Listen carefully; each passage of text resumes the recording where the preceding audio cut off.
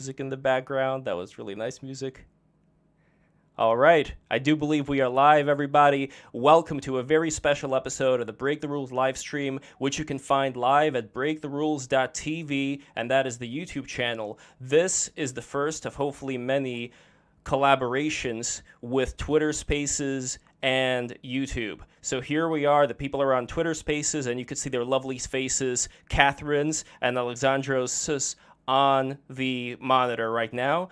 And once again, I want to give a big thanks to all the panelists here. We have Steele, we have Katherine Brodsky, we have I want to not butcher the Greek, by the way. I mean, it's all Greek to me. Just Alex will do.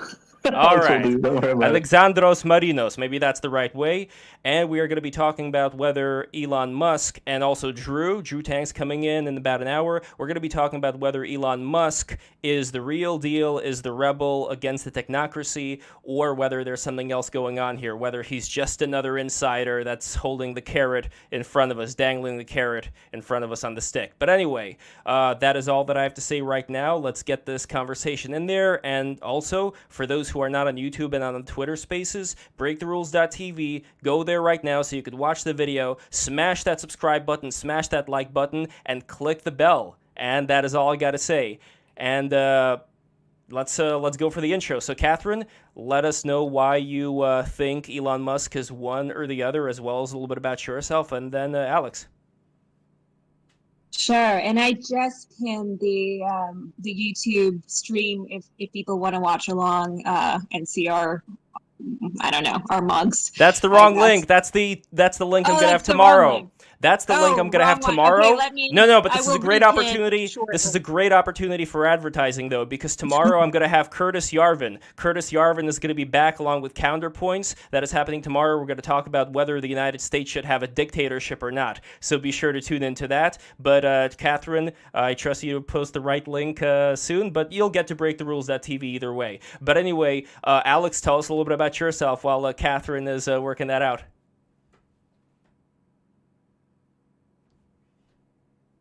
No. Am I coming through? Hear you loud and clear. All right. Cool. So yeah, so I guess in relation to the question, at least, I got activated on Twitter sometime in was it before the pandemic? Like roughly early or right before the pandemic. But my topic of interest was Tesla. So a lot of people know me for other deep dives I've done. But the earliest sort of deep dives into sort of dismantling, narratives from the press that I have done is on dismantling narratives that were sort of targeted at Elon Musk, which is kind of interesting because if you read the press today or hear the pundits, Elon was the darling of the media until yesterday, which is completely false, but. So digging into all of that, I developed a set of skills that the people who follow me probably have seen my deep dives on COVID-related matters, and you might think I'm crazy or I have a point, but you know what I do.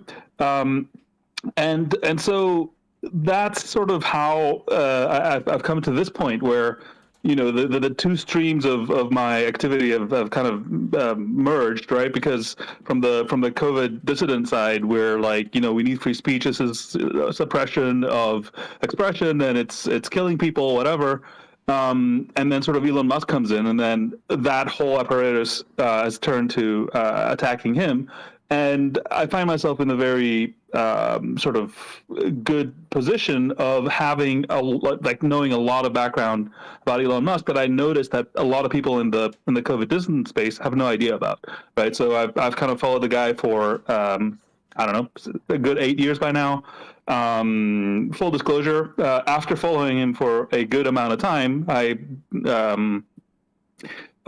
figured out that it's he probably knows what he's doing, so I actually invested a non-trivial amount in Tesla, which became a lot less non-trivial than it was already. But that's the sequence of events matters, right? So I didn't invest when Tesla was high. I invested when Tesla was low because it was a prediction I made, and that came out to be true to the degree that even though Tesla stock is low right now, I'm still way up. But So that's kind of my background, is that sort of, I come from a Tesla space and sort of fighting the narratives over there, and then sort of transitioned into the COVID sort of pandemic narrative, doing roughly very similar things actually. And now I'm sort of in this weird position where the two worlds have kind of merged, but nobody knows how much commonality there is between the two. You can guess my position on the question. Well, I think it would be helpful for us to really define, what are those words insider and outsider in the first place, because I think a lot of the answer sort of depends on that as well. So maybe, Lev, I'll point that question to you. Like, what is an outsider, insider? What are your thoughts there? Sure. I think that an insider is somebody who would have enough not only relationships with people who run things in our lives, but somebody who would also not really want to get in trouble with those same people by doing something that's going to disrupt a lot of their day-to-day business practices. Like, there may be a certain threshold at which it's going to be okay, but then afterwards it's not. And I think what a lot of the people on the 4chans of the world are worried about is that somebody like Elon Musk, because his companies are so connected to the United States government, other governments as well, China, that there's only so much that he'll be able to do until, they're going to start pulling him back a little bit, even if he wants to do something. That's one view. The other view is that since he's invested so much into Neuralink, into artificial intelligence, what people are most afraid of today within that sphere is that he shows up as this very, very nice guy, as this rebellion against wokeness, but then at the end of the day, all that he really wants is to turn us into this hive mind drone species. And he was alluding to that in certain tweets, talking about, I don't remember the exact ones, but talking about not only things like universal basic income, but also having our minds be part of this whole mesh network. And to the people who believe that there is something beyond our material reality, something like that is incredibly worrisome. So those would be the two qualifications I would give for what is an insider versus what is an outsider. Well, that's an excellent definition, and I know we had at least one question even before this, space has begun, or the stream has begun, where so somebody did have a concern, especially about Neuralink, and that is something that it's interesting because Elon has concerns about AI in particular. And yet, he's also going full stream with it. It's sort of, in his words, it's like a way of addressing it, is getting ahead of it. But kind of going back, is he an insider or an outsider? I think it's almost like I would rephrase the question. I wouldn't even pose it almost as a question. I know that's kind of a way of having a title. But, I think it would be more like, to what extent is he an outsider, because as you mentioned, he does have these relationships and government contracts, and he's, very involved with NASA, and he's very involved with, government, and he has, all sorts of contracts. At the same time, he is somebody who's a disruptor in the industry, and he does seem to go against the grain in a lot of times. So it's like, okay, it's a balance, right? And sometimes it upsets a lot of people, but at the same time, he has to cooperate with a lot of people. So what level of sacrifice is he willing to make? And what level of compromise is he willing to make to keep certain people happy? And I think it's really, in some ways, it's difficult to know for sure. And in some ways, it's like, it depends on how much what is your level of trust in his behavior and in his character. And I think people will have different opinions on him in terms of his outsider or insider status based on their perception of his character in some ways. Because if they think that his intentions are completely genuine, okay, like free speech, he's the beacon of hope. And I did do an article for Newsweek about this, where, some people are just fully in love with Elon Musk and think he's come to save us, and he's unbelievably unchaining people from and beacon of hope, free speech. And other people are way more skeptical. And as always, I think the truth sort of lies somewhere in the middle, because I do think you have to really look at, listen, I talk to whistleblowers. I think I'm going to be kind of a middle ground, I think, in this forum, because, I have talked to some people who are whistleblowers, and I am inclined to believe some of their claims in terms of the experiences that they had. There are lawsuits and things like that. There are things, no one's perfect. And then at the same time, I do think some of the intentions are also noble and good. So, and then there are actions that maybe have good intentions, but aren't maybe carried out quite right. So I think it's both, which is a terrible answer in some ways. I don't know if, Stephen, you had some thoughts on that as well. Well, maybe my thoughts, are somewhat similar to yours. Is Elon Musk an insider? Yeah, absolutely. I think just by sheer default of his monumental levels of wealth and connections, he could be described as an ultimate insider. The question is he our insider? Is he the people's insider? And in many ways, yes, he has, in my opinion, shown to be that. And other times, and even more recently, I've become more and more skeptical of Elon. I don't say that when I even hear myself say that, it sounds a lot more ominous than I mean it to.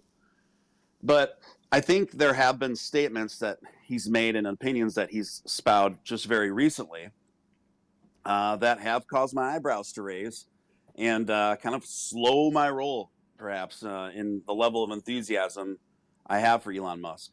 Don't get me wrong. I'm super excited that he's acquired Twitter. I think his version of it so far is unequivocally better than Twitter 1.0. At the same time, as I had the last space I had about this, there are still lots of people that are being shadow banned every day for their opinions. A lot of people that are being censored and de-throttled. And, are these matters going to be taken care of in time? I certainly hope so, and that certainly could be the case. But I'm saying right now, this is still the reality. We've had people suspended and de-throttled for simply being opposed to supporting Ukraine and the Ukrainian-Russian conflict up as recent as, less than a week ago. Prominent profiles showing that this was the case. So is this Elon's fault? Maybe, maybe not. I think it's probably safe to assume that there's still dissenters employed by Twitter in his ranks that are perhaps working in ways that aren't necessarily in alignment with what Elon's vision for Twitter is. But it's still a problem, and it's still affecting a lot of innocent people. And then, this morning, he also announced his endorsement of Kevin McCarthy for House Leader, and he got ratioed pretty handily there, which I think is very healthy. We're just seeing a very interesting turn of dynamics, because we also saw former President Trump also endorse Kevin McCarthy yesterday, and so it's interesting. We see both of these guys that are normally seen as very populist voices now get ratioed by much of their own supporters. So I think we're kind of at an interesting turning point of dynamics here. And so, yeah, that's kind of where I'm at with it right now. Well, what are your thoughts? I'd love to know the people on stage. I'd love to know your thoughts about just generally, he's been very vocal about politics and, voicing his opinion about in his role, as the CEO of Twitter, which he did to me, at least to me, it appeared that before he took over Twitter, that he did seem to at least portray it as being somewhat, as him creating somewhat of a neutral ground, not one that favors one side or the other. But when a CEO, does clearly favor one side, more than another in his public statements, it doesn't seem such a neutral ground.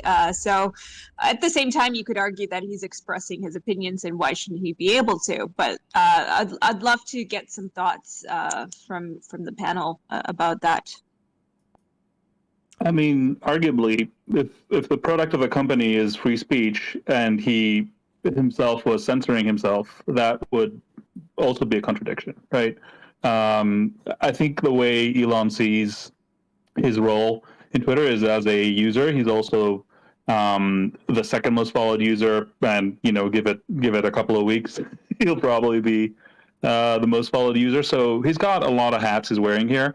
And I think the way he wants to play it, and I think hiring a CEO will help there, is as, Elon is Elon and Twitter is Twitter. And Elon builds Twitter, the platform and the product, hopefully with some degree of separation from the rules, themselves. But, I think if he saw this as a, sort of buying Twitter means that he has to personally censor his own opinions about stuff, I think that would be literally a contradiction in what he was trying to do. So I think this is the filter I would use to see his opinions. It's like, here we are, we're expressing our opinions, and let's do that. And here are mine. By the way, as you can see, yeah, he's not like, he said prosecute Fauci, and I don't know who came after him and said he's a far right, not just right wing. Of course, we've gone past that now. He's like far right. It's like, well, I mean, what does what do words mean anymore? But then he comes out and endorses McCarthy. I hadn't seen that. That's humorous. There's also other tweets you can find out that says I'm a socialist. You can go look for that. And so I think honestly, Elon is like a hardcore sort of centrist in terms of politics. It's kind of weird to hear this. There's other tweets he's made, I trust the judiciary, for instance. I trust the FBI. He is very much in terms of politics, he's very much a normie in ways I actually am kind of shocked about. But at the same time, having worked with engineers a lot, some of the most brilliant people I've met have had this pattern where in the fields that they have dug into, they can build from the bottom up, from first principles, and come up with completely surprising conclusions. And then they shift to something they haven't really thought about too much. And their depth of knowledge is basically zero. I literally remember the most brilliant engineer I've ever worked with having basic knowledge gaps about World War II and what Hitler did. Seriously. And I see this with Elon. I think what you'll see with him in politics is that he will rapidly sort of evolve in his approach. But his starting point is going to be very, very normie. It's not, he's not like some, I don't know, Mencius Moldbug or whatever. He just his basic thing is I want the system to work because I've got work to do with my companies, and I don't want to, I don't want it to be disrupted. That's just get out of my way, do whatever you've got to do, so that we can keep doing the work. I think that's, his basic politics take. And honestly, that's why I think when you see him saying if we don't defeat the woke mind virus, we're going to be sort of, we're going to have trouble reaching our mission for Mars. I think he really means that. I think he's seeing perhaps in his companies, perhaps in other places, that there is an ideology taking hold that is, distinctly opposed to the kinds of positive sum things he wants to do, and anti-meritocratic, which he perceives will limit his own ability to accomplish his mission. So perhaps the best filter I use, and this is why I think that the question matters, by the way, the filter I use is, just think about Elon as really wanting to set up a civilization on Mars, and then work backwards. Everything that's happening now, even the Boring Company, right? well, if you're going to build a base on Mars, you got to be really good at digging tunnels, because above the surface is just not that great. You can really align pretty much everything he's doing with that mission. And again, this is an interpretation filter. I understand that most people don't share that, but I think it's my cheat sheet, let's call it. So one of the things that I think people don't understand about Elon, he's being accused of being a right winger, and he has been for a long time, Oh, I don't know what happened to Nick there. And by the way, if you're going to speak, make sure to introduce. Yes, but make sure to introduce yourself as well, if possible, just so people know who you are. For the people who are watching the stream and may not be familiar with you. Yes. Okay. I don't know what's going on with Nick over here, but I heard him speaking before. I see the waveform. But while Nick is sorting out whatever needs to be sorted out, I can give my own reply here. When it comes to somebody like Thomas Sowell, for instance, he talked about in his book Intellectuals in Society, how you can have people that are super good at one thing, but then when it comes to something like politics, for instance, they're going to be completely clueless. So you have somebody like Albert Einstein, for instance, whose lover was an agent of the USSR back in the day. And this was somebody who was incredibly brilliant, yet when it came to such matters, kind of a dummy. So the thing that I'm concerned about most with Elon, when it comes to being influenced by certain trends that end up going contrary to a lot of the things that are supported by the woke people. Because if you have a lot of woke people that are, let's say, supporting Ukraine, all of a sudden supporting Ukraine is seen as being something not that great in the eyes of a lot of the more anti-establishment people. And those would be people both from the left and from the right. What unites them together is that they are against the status quo, and if the status quo is for giving arms to Ukraine, then they're going to be against that. So that's one thing that I would watch out for when it comes to how somebody like Elon Musk is going to be influenced in the years to come.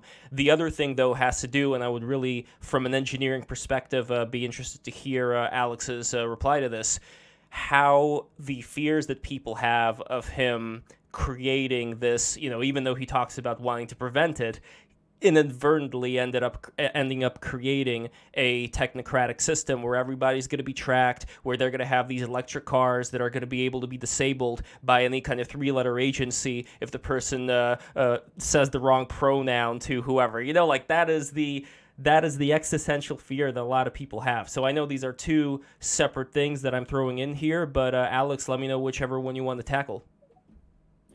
I think I can tackle the first one quickly and move on to the second one. But for the question of whether he's going to be influenced by this or that, again, his take is normalcy, right? That's why he proposed a peace plan for Ukraine, and he got pummeled. I mean, fucking Zelensky came in to say that he's an idiot or whatever. I think Zelensky was right there. If you think about it from the point of view of we want stability because we got work to do, that makes perfect sense. So it's not like he's just taking the vibe and kind of going with it. He's got somewhere he wants to go, and his sort of takes, I think, are very often very influenced by. He's like, well, nuclear war bad, right? So maybe let's not do that. That's generally his take. So but again, I wouldn't then take that and say then he's going to moderate on Twitter on that basis. I mean, I hope he moderates on the nuclear war bad basis, but I don't mean pro-Ukraine or anti-Ukraine or whatever. But I think if you want to predict his personal opinions, it's whatever will help in his mission, because that's really what he lives for. So I'm not that worried that he'll be influenced or whatever. He's got a model. And I think what I would focus on is the directionality, right? Yes, Einstein might have been what I would do, but I'm not looking for Elon to stay a dupe for a long time. I'm looking for Elon to evolve, and he is doing that pretty quickly. I mean, we've all seen it, even with something as simple as vaccines. He's gone from careful, we're on YouTube. We're on YouTube, so just YouTube is still not that friendly towards that conversation. Just FYI. All right. Factually speaking, Elon's position has shifted. In this case, it's I think alongside the mainstream, to be honest. But yeah, so I see him having a low resolution model, not necessarily being easily influenceable. I think these two things are both errors, but they're different. Are you sure? Well, that's interesting that you say that you don't see him as being easily influenceable, because I'm not entirely sure from observation that is necessarily the case. He does seem to be, I mean, he might have certain things that he's completely, are part of his core vision, and those things are probably not easily movable or influenceable, but certain things I think he does sort of seem flexible on, which isn't entirely a criticism or entirely bad, because being flexible isn't always like a bad thing. It's sort of the ability to change one's mind. But if he sort of surrounds himself with only one type of voice, because right now he feels more comfortable around that particular group or that kind of influence, then that could have a stronger sway. And it seems to me from observation that has been sort of happening. And even with some of his tweets around, like Ukraine, for example, and the peace thing, I mean, that was a tweet that sort of, because of the view that I have, right? I do have my own bias in that particular position. It was not something I was happy about, but here's the thing. I mean, while I certainly support his freedom of speech in that way, he's allowed, because I don't support in sort of moderating, just somebody deciding what somebody should say. But there is a certain responsibility that one should have when, especially when one has a lot of reach, to really be knowledgeable and thoughtful about one's words. So while I don't think that, somebody should be censored or their words should be, moderated, let's say, that self kind of moderation is a different thing, right? Having some thought and doing some research, that's a different scenario. What are your thoughts on that? I mean, it will be interesting to debate Ukraine at some point. We probably differ, but I think if we talked about it enough, we wouldn't that much. But look, the plan that Elon put in that tweet, right, is a tweet level form of the same plan that Kissinger wrote about. And, you can't say, I mean, you might like the guy or not, but you can't say he doesn't know what he's talking about or hasn't studied international relations. And it's very similar to, honestly, the plan that Ukraine and Russia got very close to agreeing on in Istanbul a few months earlier. So it's, I don't think it was as, I saw somebody at Vox say it was a harebrained plan without feeling the need to even reference it.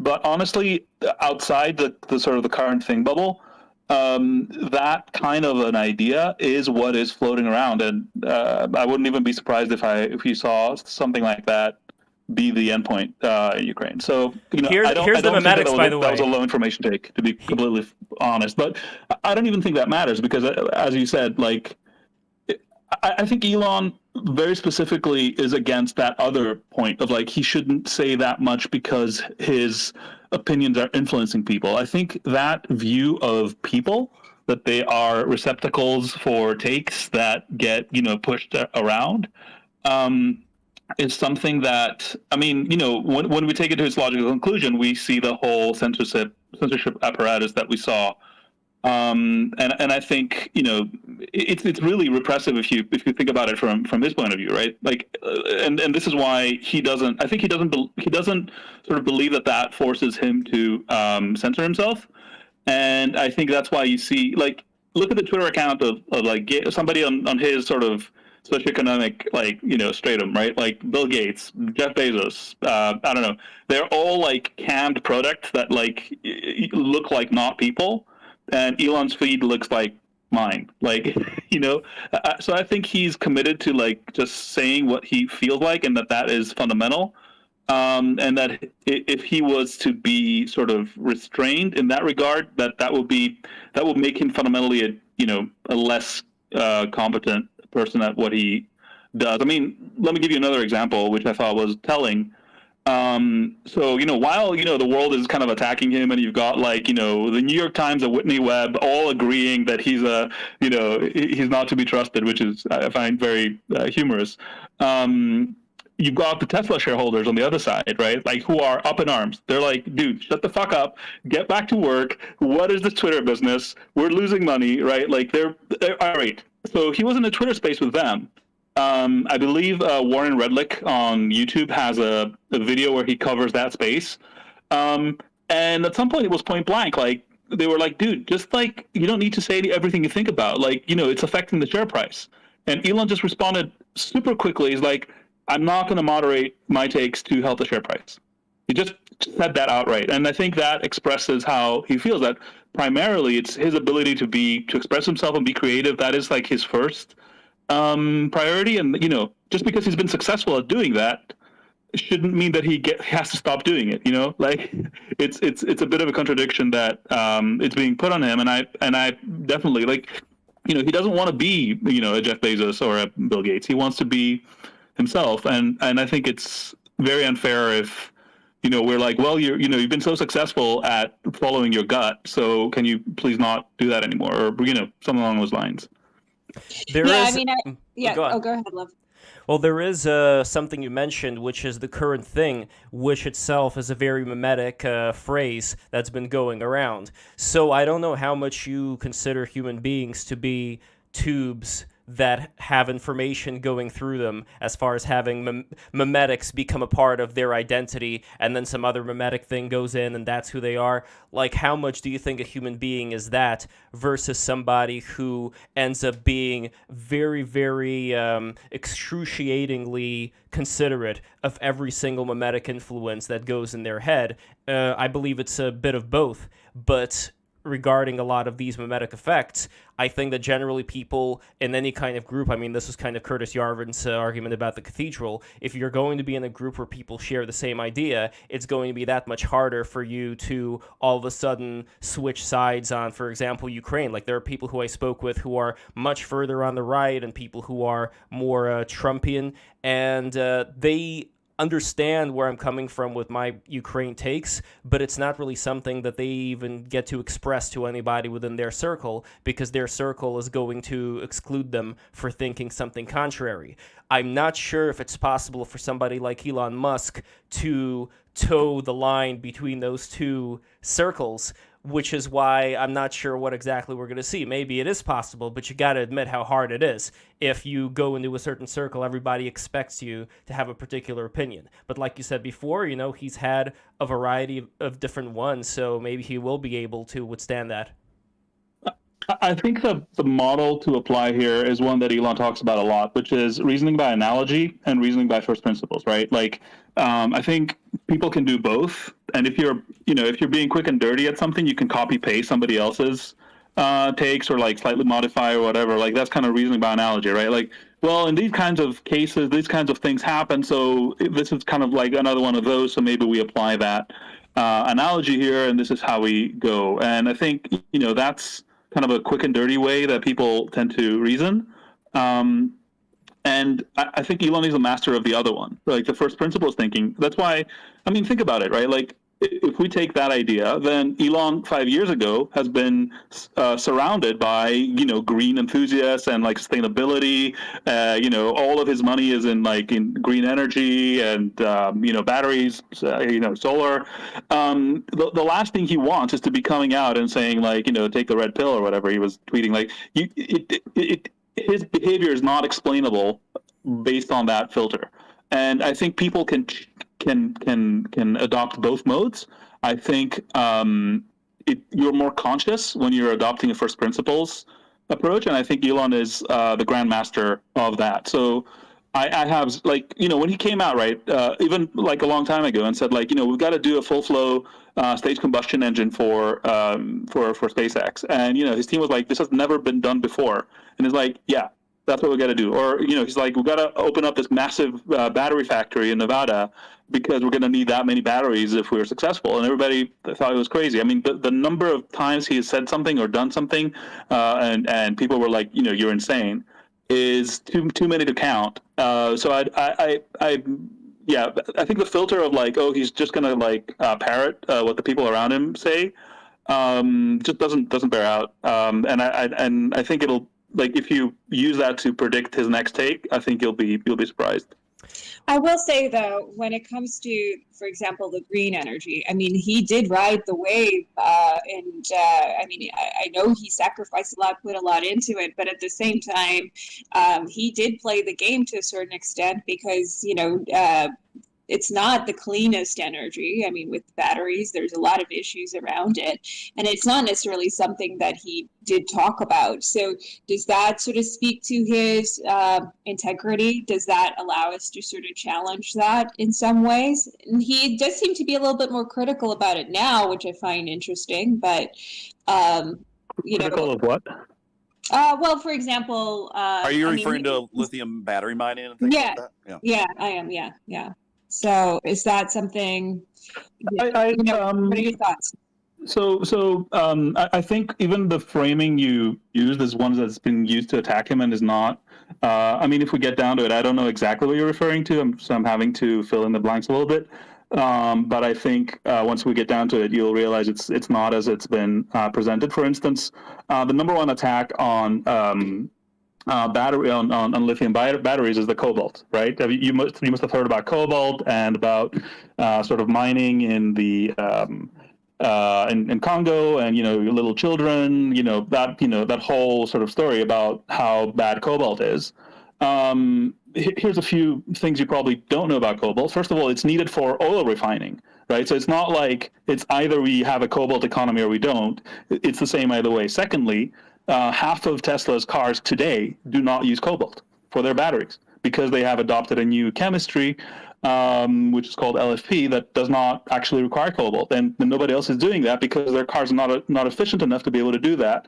And even the ones that do use cobalt, they use the lowest amount in the industry. And they have been researching for a long time how to sort of deal with that. And even the cobalt they do use is bought from Canada. So, you can sort of, it's very easy to say like, well, batteries are dirty and, cobalt's terrible. But ultimately, when you dig into exactly how he has approached that question, you realize that he's, decades ahead of everybody else. And then you're like, okay, well, and that sort of transfers to a lot of other things. And he's done a lot of thinking about, I don't think he cares about, I think he said a lot about lithium itself being ubiquitous. They have presented a technology a couple of years back, maybe more than a couple of years back now, about sort of doing a much more environmentally friendly extraction of lithium from currently sort of undeveloped research, deposits. So they're always looking to make things better. And honestly, I think the whole meme around electric cars are like worse for the environment or whatever it is that they say are themselves. If you dig down and say like, okay, which report did that come from? Which think tank was that report from? Who funds that think tank? Inevitably, you'll find the oil industry or the car industry behind those. So yeah, I don't. And one more thing actually about Elon and the whole green thing. If you go back and see what he has said about it, he's always talking about sustainability, right? Which I don't think anybody questions. He's like, look, if we are not sustainable, we're not sustainable, and that's bad. That's his basic take about this kind of technology. That sustainability is kind of something we really can't do without. So we should, make sure to be sustainable. He doesn't talk too much about climate change. He doesn't talk too much about like CO2 being, this terrible thing that will kill us all immediately. He's like, we don't know. It's hard to know. Models are models, but I don't like the eventuality. He's invested in carbon removal, but he hasn't rang the alarm bell as you might think. And anyway, we can go into the details, but I think it's very, very important for these things to actually find what is the exact claim, as I like to do in general, and figure out what is really, really the there, because in narrative terms, it's very easy and it's been done. I'm not saying you're doing that. I'm saying this is just how it's done. And I'm glad we're talking about it because I just want to clarify something about my approach is that sometimes I do like to be a little contrary because if I'm kind of thinking that way, a lot of other people are. And so I think often we don't have the space to have the back and forth, right? Because often you have this situation where where people are sort of, they make the claim and then, and then you have your conversation separately with other people. So there's no like back and forth. And I think it's important that we have that back and forth. I also just wanted to mention, so we'll have more speakers kind of come up eventually, like ask their questions or make a brief comment. So we'll bring people up. So if you have your hand up, and I know we have some hands up, so we'll keep you, keep that up, and we'll definitely get to you soon. Also, maybe we'll go through some of maybe we'll have Stephen, because you have such a beautiful voice and mannerism.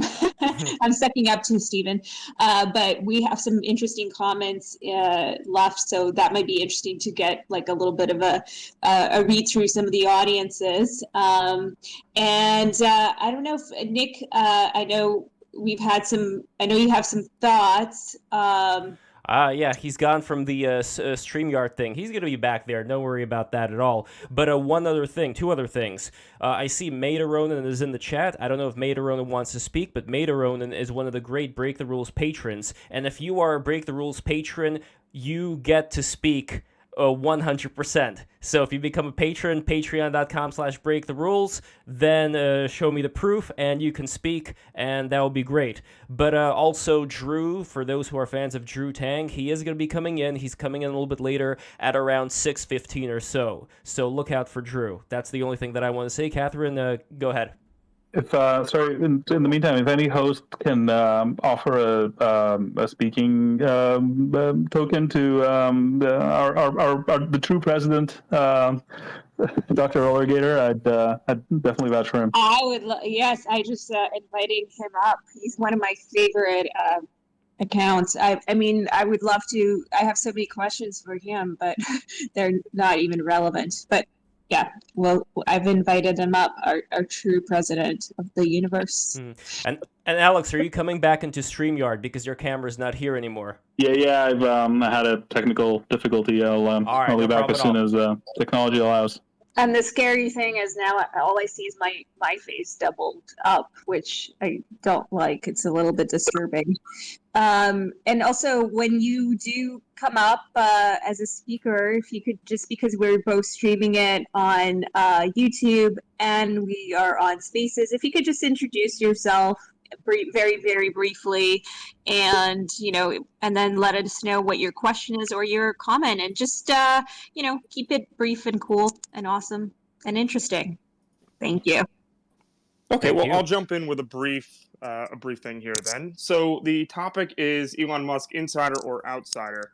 A lot of the people, are say, especially after today, the Kevin McCarthy thing. You probably addressed it before I came in. There is one thing that really sticks out, is the point that so many media outlets this year have characterized him as a right-winger. But it seems like the spectrum, even over the course of the past 2 years, has moved pretty far left, while he's kind of stayed put. That seems to be realistic to me, but he's also mentioned that himself. So why he's being attacked now all of a sudden, does it have to do with the fact that his views have changed, or is he right where he was before, but the spectrum has changed? That's a really good point, and one that I've talked about pretty extensively on and off, and I appreciate you bringing it up. And I come from a similar trajectory in that regard, where many of the main values that I've espoused throughout the years, and I'm Gen X, and so I was in the streets protesting the Bush-Cheney regime and their wars and the neoconservative agenda, and always been a big enthusiast of free speech. Well, many of those same things that I've continued to talk about now have aligned me with the populist right wing, and that's fine. I don't really care whatever labels people want to put on it, but I think Elon Musk has experienced the brunt of that trajectory. And I think we've seen him express some rebellion and pushing back against the kind of the wokest takeover of large factions of the Democratic Party and the left. And I think he's entitled to do that. I think it's healthy. And I'm not always going to agree with Elon Musk, although I would characterize myself as a supporter. But I'm also want to keep my critical thinking skills sharp in the event that he does take a trajectory that I don't see as necessarily good. But so far, so good overall. And I do think, I think Elon Musk. It seems to me strikes me as more of an old school Democrat, and it's just the political landscape has changed so radically in American politics over the last 10 years that it's caused him to have different alliances by default. Well, before Nick responds, by the way, Nick, I noticed that there is a sound coming from your audio of somebody making fire, and I want to make sure that the fire is already either made or it's put out. But that's all I got to say there. That's kind of funny. I removed my my headphones for right now. Is that better? Much better, yes. Oh no, now I hear my echo. That's the other problem. But what are you gonna do? Oh God. I'll get new headphones here in a second. But you know how I wanted to respond to Steven's point is that Elon Musk supported Joe Biden and Hillary Clinton in the previous two presidential elections, right? They sold themselves at the time as moderate Democrats, right? Especially Joe Biden. That was supposed to be Joe Biden's big shtick, right? After the primaries, he was supposed to be more of a moderate Democrat so that he wouldn't scare people off. However, that did not end up being the case once he was actually elected president, which would also kind of go back to show as some sort of evidence for that spectrum moving and Elon not. Yeah, I think that's a salient point to raise, and Joe Biden certainly did bill himself and sell himself as the sensible voice, still carrying on in the Democratic Party, and I think that's what endeared a lot of voters that he probably wouldn't have received if he didn't bill himself as that. And since then, in my opinion, we've learned, well, it didn't come as a surprise to me anyway, but he's pretty much just kind of been kind of just the voice box for where the Democratic Party is now. He's just pretty much been the catalyst puppet for whatever the current sentiments are for the Democratic Party now. So he hasn't really been all that effective in that regard, in my opinion. So yeah, I think that's a good point. What do you say, Alex? Can I maybe reframe this a little bit? So I put up a thread that I did in October 21. So whatever, this is like a year and a half now, or close to, of Elon Musk versus Bill Gates. And the way I've been parsing the spectrum, as we call it, is different because I've not, left and right has not been making sense to me for a while. And the spectrum I use is going to be very idiosyncratic. I don't think anybody else sees it this way, but let me sort of pitch it to you as an idea and see what everybody thinks. So the way I sort of separate, let's call it, people is whether they are for enablement of humans, right? Like, do we want to give people more capabilities, or whether they are for control? Like, do we want to sort of put them in a box where virtual, hopefully, and make sure that they can't sort of exceed that sort of allotment of space, right? And you will this is a very consistent pattern, where people like Gates are very much about there's only so much and there's only so many of us, and we all got to live with what we have, so you kind of have to have less and eat the bugs and that whole thing. And I'm not saying that some of the more exaggerated versions of that take, but there's definitely an element of there's not enough for all of us or something like that. Whereas Elon's take is always so that's kind of the zero-sum part of the thinking that leads you to want to control what people do, because if it's out of control, then we're going to run out or whatever. And I think Elon is fundamentally different from that, and he's all about enablement, and therefore he's all about positive sum, right? He's all about let's expand. I mean, this idea of going and inhabiting another planet is the ultimate expression of that. But I think his sort of mindset is similar in many other spaces, which is about let's enable people to do things so that they can create what is needed, essentially, and that having a fundamental faith in humanity to do the right thing after probably after trying all the wrong things, but nevertheless that is the only way forward. And in that regard, I think Elon hasn't moved at all. It's just that the left and the right when they are down, let's call it, tend to become use the language of enablement a lot, right? Like when you talk about free speech, right? When the right had sort of cultural dominance, the left would be like, "Hey, let us speak. Let us say what we need. Why are you getting in the way?" When they get cultural dominance, then the right is saying the same things, but it fundamentally their foundation is not in enablement. It's they're kind of like waxing and waning depending on where the power lies at any given moment. But I think this classical liberal, call it that, or old school Democrat, whatever you want to call it. There is a tribe, and honestly, among the population, it might even be the majority, who doesn't like that fundamentally, right? And I think that's where Elon is. And again, I think that filter will give you a much better understanding of where he's going to fall than to say like, oh, he was left wing and now he's right wing, or something like that. Do you think that? Oh. Yeah, we hear you. Go ahead, Catherine. What? Yeah, we hear you. Oh, okay. I wasn't sure if I was having issues. You guys were just listening very politely. No, you're good.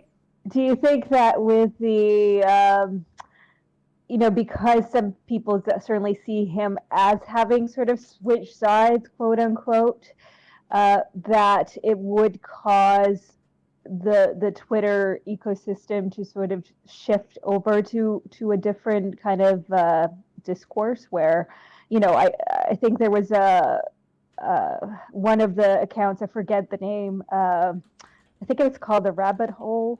I think that's the name of the account.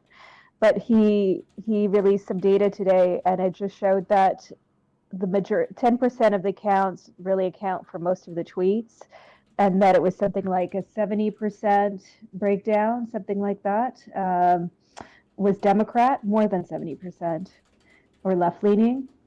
And it seems like I would be really interested in what that number is today, because I imagine it has shifted. What are your thoughts on that? I think this is a classic power law, and I think you'll see that in any social network. I don't think it relies on Elon at all. I think you always have, the 10%, 10% doing 90% of the tweeting or whatever. That's just, I think Elon, and again, right, like this is also where product can help. So Elon made a point of adding the view count. And I think the view count is actually intended to encourage somebody who might tweet something, right, and they think that nobody saw it because, they only got 2 likes, but they maybe got, 300 views. So, he's like, don't give up. And here's the thing that really matters, or I guess maybe there's a different way to see it. Whether his political look. What I do know is that Spaces went from this dead thing to a very bustling space of conversation in my feed, at least. I don't know if this is reflected by others, but anecdotally I've seen others confirm this, and I think Twitter itself is becoming a lot more healthy. But that's subjective. I can see how others might disagree. But in terms of the fact that there's a few accounts making most of the tweets, I think that's always the case in any social. On the figures, it was top 10% of Twitters create 92% of all U.S. Of all tweets from U.S. users, and then 69% lean Democrat and 26% lean Republicans. Which is honestly, I was quite surprised by that number. I thought it would be a little bit more even of a number. So it's still the 80-20 rule. Keep in mind. The 80-20 rule works for a lot of different things. I don't know what happened to my thing here. I'm going to go right back. And hope you guys are enjoying this stream. I don't know why I got kicked out of the thing that I was hosting. So I'm going to go right back in there. It's okay. Everything's all right. Listen, while you're all here, make sure, this is very important, make sure that you subscribe to Break the Rules, that you join the Patreon. I don't need to tell you that, guys, you know what I'm talking about. But here, I'm back in the house. Everything is fine. Everything's all right. We can't hear him. 80-20 rule is what I referred to before as a power law. It's basically in many systems you have this thing where 80% of a project takes 20% of the time. The last 20% of the project takes 80% of the time, or very other things like 20% 20% of the Twitters do 80% of the tweeting. In this case, it's 90-10. And it's not really, that, 80 is like the word of God or whatever. The point is, you have a minority doing the majority of the work or the noise or whatever. But that is a pattern you see in nature, right? Like, I don't know, if you went to bonobos, I'm sure like 20% of the males get 80% of the females or something. Like, it's just how it goes. Right. It's how it goes when you don't suppress things, right? When you don't force things. And honestly, hearing that sort of party breakdown makes me think that, I kind of knew that before, but this is kind of lends some data to it, which is that Twitter's prior moderation approach was counterproductive for its commercial objectives, right? Because when you are kind of obviously known as a sort of partisan platform, which Twitter was, you're going to turn off an entire part of the demographic, or you're going to just ban them, right? Like when you ban all the people that want to follow, well, they're not going to be there as much, or they're not going to be as active. So I think a little bit of rebalancing is probably a good move commercially as well. In fact, if I may sort of take it slightly, like give you a slightly different perspective I've been thinking about recently. I don't think I've written this anywhere, but in a way, I have written that I think what Elon has done with Twitter is arbitrage wokeness, right? Wokeness came in and had basically turned this very valuable product, which is Twitter, into a thing that was hobbled. Like, it wasn't meeting its potential because it was sort of overcome with like trying to satisfy certain masters and whatever, and not really focusing on becoming the best platform it could be. But Elon does this a lot. Like, he came into the electric vehicle space, and one of the first things he said is that hydrogen fuel cells are idiotic, and so are hybrids. Like, Tesla never made a hybrid, never made a hydrogen fuel cell car. He chose a direction and he stuck with it, and now these are the cars we have. But this is with PayPal, he said we're going to make digital money, and that was an idea, I think, that wasn't sort of he sensed that it was possible, but it wasn't being explored.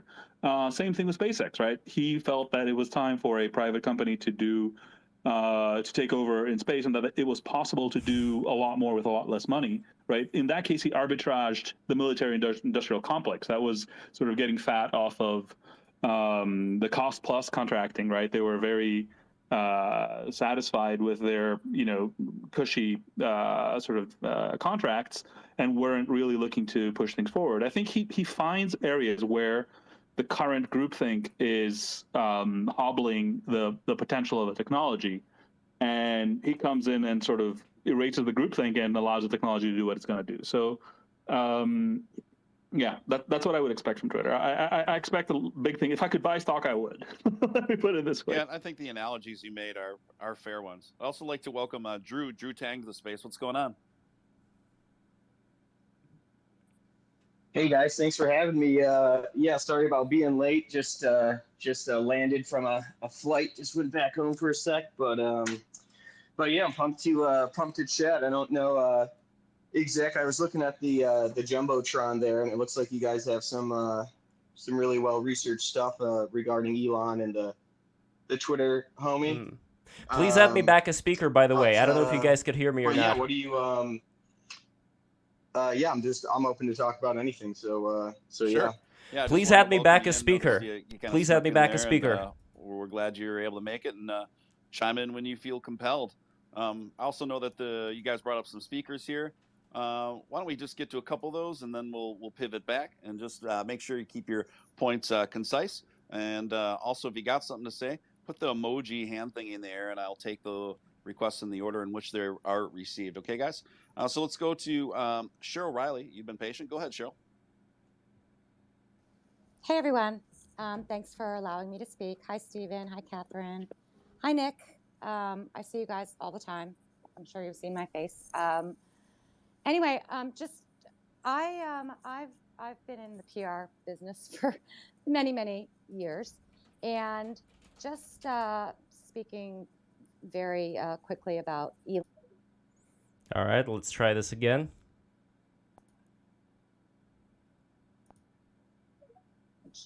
So I love that Elon is just Elon.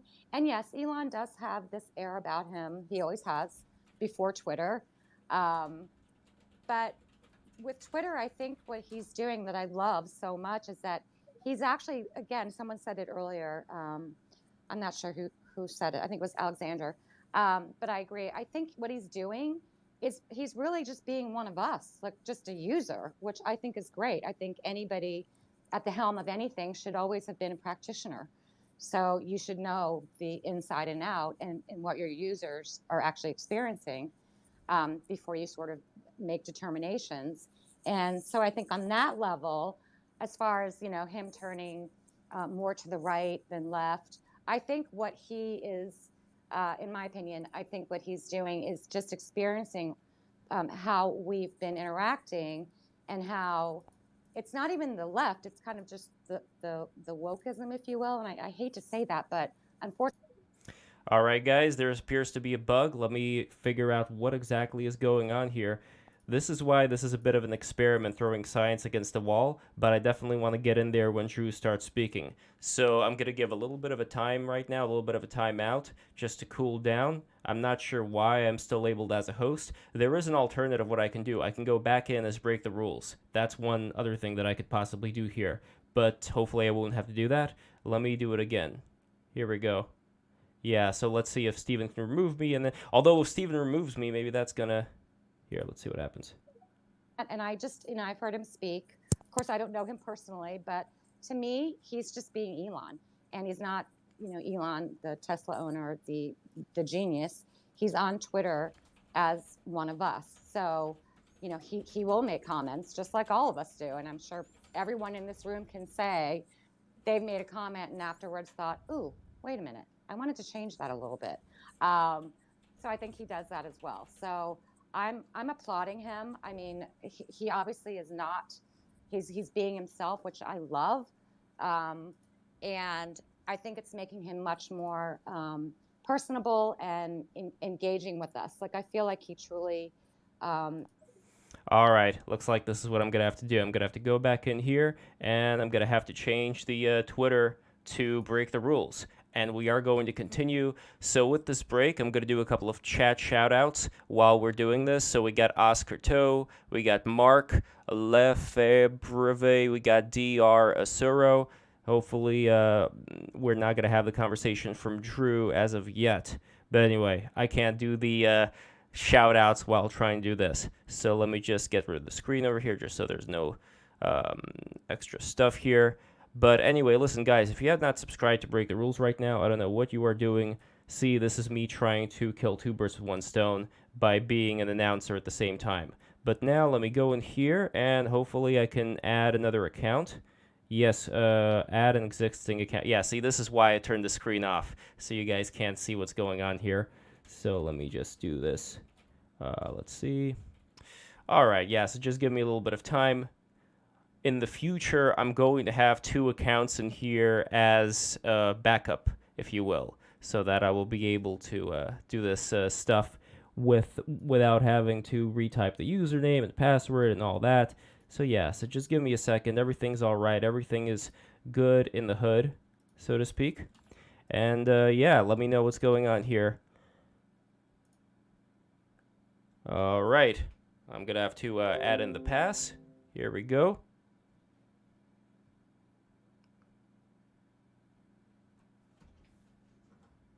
We are almost there, gentlemen and ladies.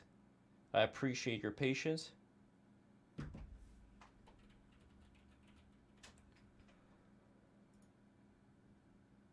All right, now I'm going back in here as Break the Rules, and this should be good. This should work out exactly as it should now. Here we go. I'm going back in here. Start listening. Got it. And we should be back into the session. Done. No like ifs, ands, or buts. Right? It probably was. But it was that time when it was really kind of scraggly, and I was just salty at that moment because they had just messed with so many of us. And I think at that point, it was kind of on a day where Twitter, and it would happen in tandem with Facebook and Twitter. So yes, Stephen, I totally agree with you. And thanks again for letting me speak. Certainly. Thanks, sure. Always nice to hear from you. Let's go to Bigfoot. What's up, Bigfoot? Hey, Stephen, what's going on? I think we've spoken before. Hey, Catherine. I really just wanted to share my story and to show to people that Elon Musk is not acting in bad faith. He's not, in my opinion, controlled opposition. And my experience, I can only speak from personal experience, but I was banned from the old Twitter 1.0 January of 2021 because I made a tweet that defended Kyle Rittenhouse. And the tweet in question, I said he was a hero, I said he did nothing wrong, and Twitter sent me an email saying, your account has been indefinitely suspended unless you delete this tweet.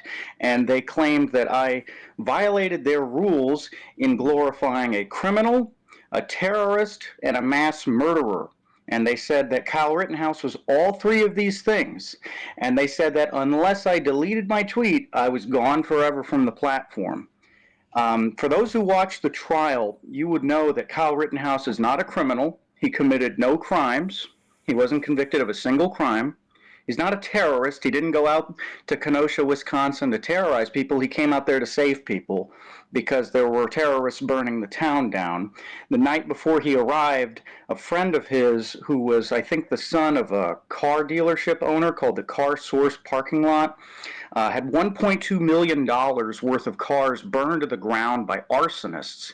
And he went to the police and he said, I need help. These rioters, they're going to come back tomorrow night. And the police told the man, sorry, but we're stretched thin on resources. We have no more cops to give you. You're on your own, buddy. And that's when they called in all the cavalry they could. And Kyle Rittenhouse said, I'm willing to come. I'm willing to risk my life to defend your property from these rioters. And that's when he went across state lines, and he was given the gun inside of Wisconsin. He did not bring the gun across state lines, as the mainstream media tried to misrepresent. But the greater point here is that they tried to call him a terrorist. That was the official reason, and it matters that they call him that, because he was not that, and that's defamatory to claim that somebody's a terrorist when they're actually showing up to defend property. But also, in addition to having the AR-15, he had a fire extinguisher, which is actually why Joseph Rosenbaum attacked him, because he put out a fire that Joseph Rosenbaum's friends had started on a car. He also had a first aid kit. He was rendering first aid to the rioters. How magnanimous of him, how benevolent, right? But for Twitter to officially declare him a terrorist and that I glorified a terrorist, that looks like a $100 million lawsuit to me. I hope somebody tells Kyle Rittenhouse that. And then the last reason was calling him a mass murderer. Again, Twitter called him a mass murderer in their official explanation to me why I was suspended from the platform. He was not a mass murderer. The 3 people he shot, every single one of them attacked him without provocation. The very first one, like I said a moment ago, Joseph Rosenbaum, he attacked him because Kyle Rittenhouse was putting out a fire. And he didn't want him to put out the fire because they were there to burn things to the ground. And so for Twitter to indefinitely suspend me based on 3 lies, all of them defamatory towards this innocent, young, heroic man, again, I was given the option to delete the tweet, but I said, hell no, I'm going to stick to my guns, no pun intended. And I'm not deleting the tweet. I think Kyle Rittenhouse did nothing wrong, and I would rather be banned forever from this hellhole app than have my opinion controlled and censored. And so in December of 2022, I appealed it because I found out about Elon Musk coming back. So I was banned for almost 2 years, basically. So now you're back because of the new policy, essentially, is what you're saying. Yes, I appealed it. Yeah, so there's a lot of stories like that. So there's definitely a new policy afoot, although we don't necessarily, know the exact phrasing or what the exact rules are yet. But your story seems like a very common one, and it would be interesting to see what direction it goes. Well, thank you so much for sharing that. Well, there's one other thing, Catherine, you got to know, and it really matters, because I was telling people that the mainstream media narrative about Elon Musk is that everybody he's unbanning is some kind of an extremist, some kind of a radical. I'm not an extremist. I'm not a radical. I'm a normal guy. I just think that it's not okay to riot and loot and burn cities to the ground. And so I for hear them, you. And we have a lot of, like I said, like there's a lot of stories like that. And you know what? And some people have been banned and suspended for even way more, very, very, very innocent things. And so I've heard a lot of these kinds of things. So I'm glad that there's a new policy in place, and we'll see how it works out. So thanks so much for sharing that, and we'll see. If anybody's curious, I've shared into the space the tweet that I probably can't repeat on YouTube, I guess, that got me suspended, and you'll see that it very clearly says this is what I think. So literally, I got suspended from Twitter for thought crime.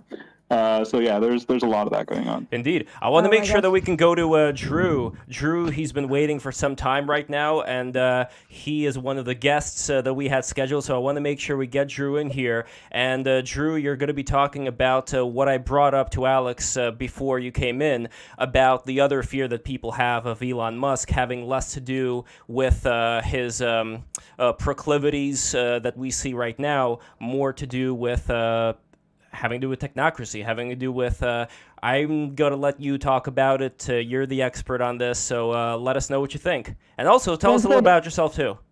Yeah, and just before we go to Drew, just a little bit of housekeeping. We'll just, we'll kind of go back and forth a little bit between the people who we have on stage and our special guests. And I've also, just to make the stage a little bit clear, I'll just, once people are done speaking, who are not part of our planned panel, I'll just plop them down to the stage. So if you're back in the audience, don't take that personally. It's just once everyone's done speaking, you're going to slam them down to the stage, just throw them overboard.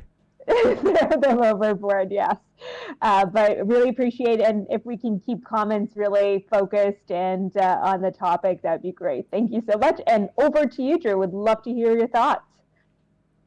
Awesome. Thanks, guys. Just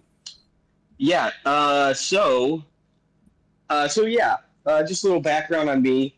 I've been researching different political topics, ranging into a lot of conspiracy, esoteric stuff, but I've always kept my research pretty, I'd like to think my brand is always having the receipts. So when if I'm saying something about, if I'm proposing a theory, I'll always have the documents to back it up.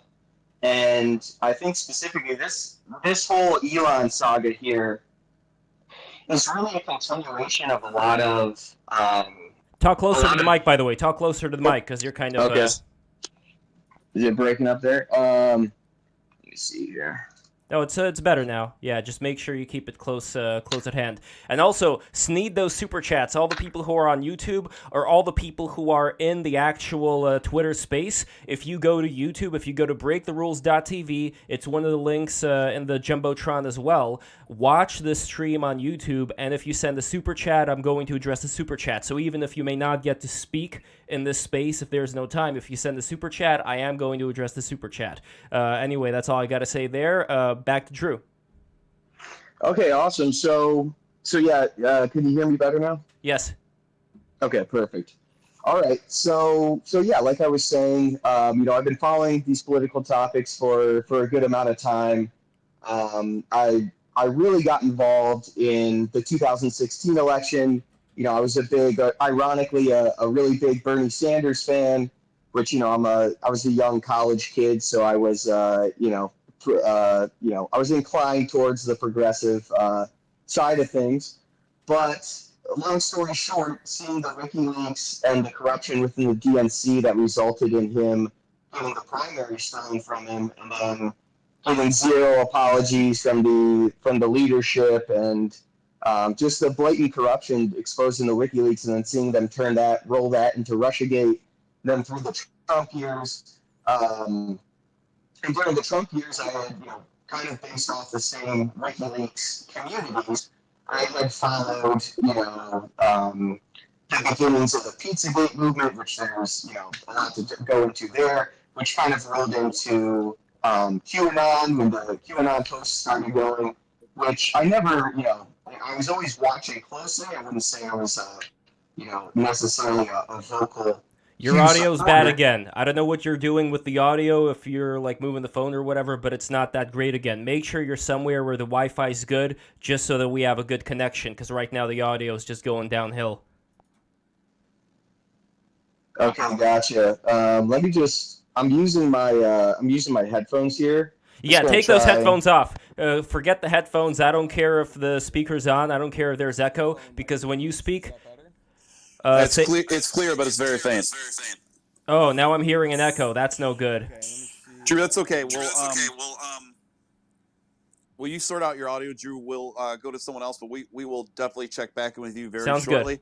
Guys, you're listening to your man, Real Deal Steven Steele, as it relates to the Twitter Spaces anyway, and you're also listening over through Break the Rules on their YouTube channel simultaneously. Simultaneous streaming going on here. If you haven't already retweeted the space, if we could just ask you to consider that. That's the number one thing you can do to help spread these conversations out. And yeah, appreciate that in advance. Let's go to Suffer No Fool. What's up? Oh, hey guys. Thanks for letting me speak. I don't really want to talk too much about, my journey through Twitter, but I kind of want to talk about Elon's thinking and the things I've noticed quickly. He made a quote back on Joe Rogan back in 2020. He was basically saying civilizations through the ages rose and fell, and I think globalization, we have these sort of things. There isn't enough isolation between countries and regions. If you get a mind virus, it can affect much of the world, and we need a viral immunity. And he was talking about this 2 years ago.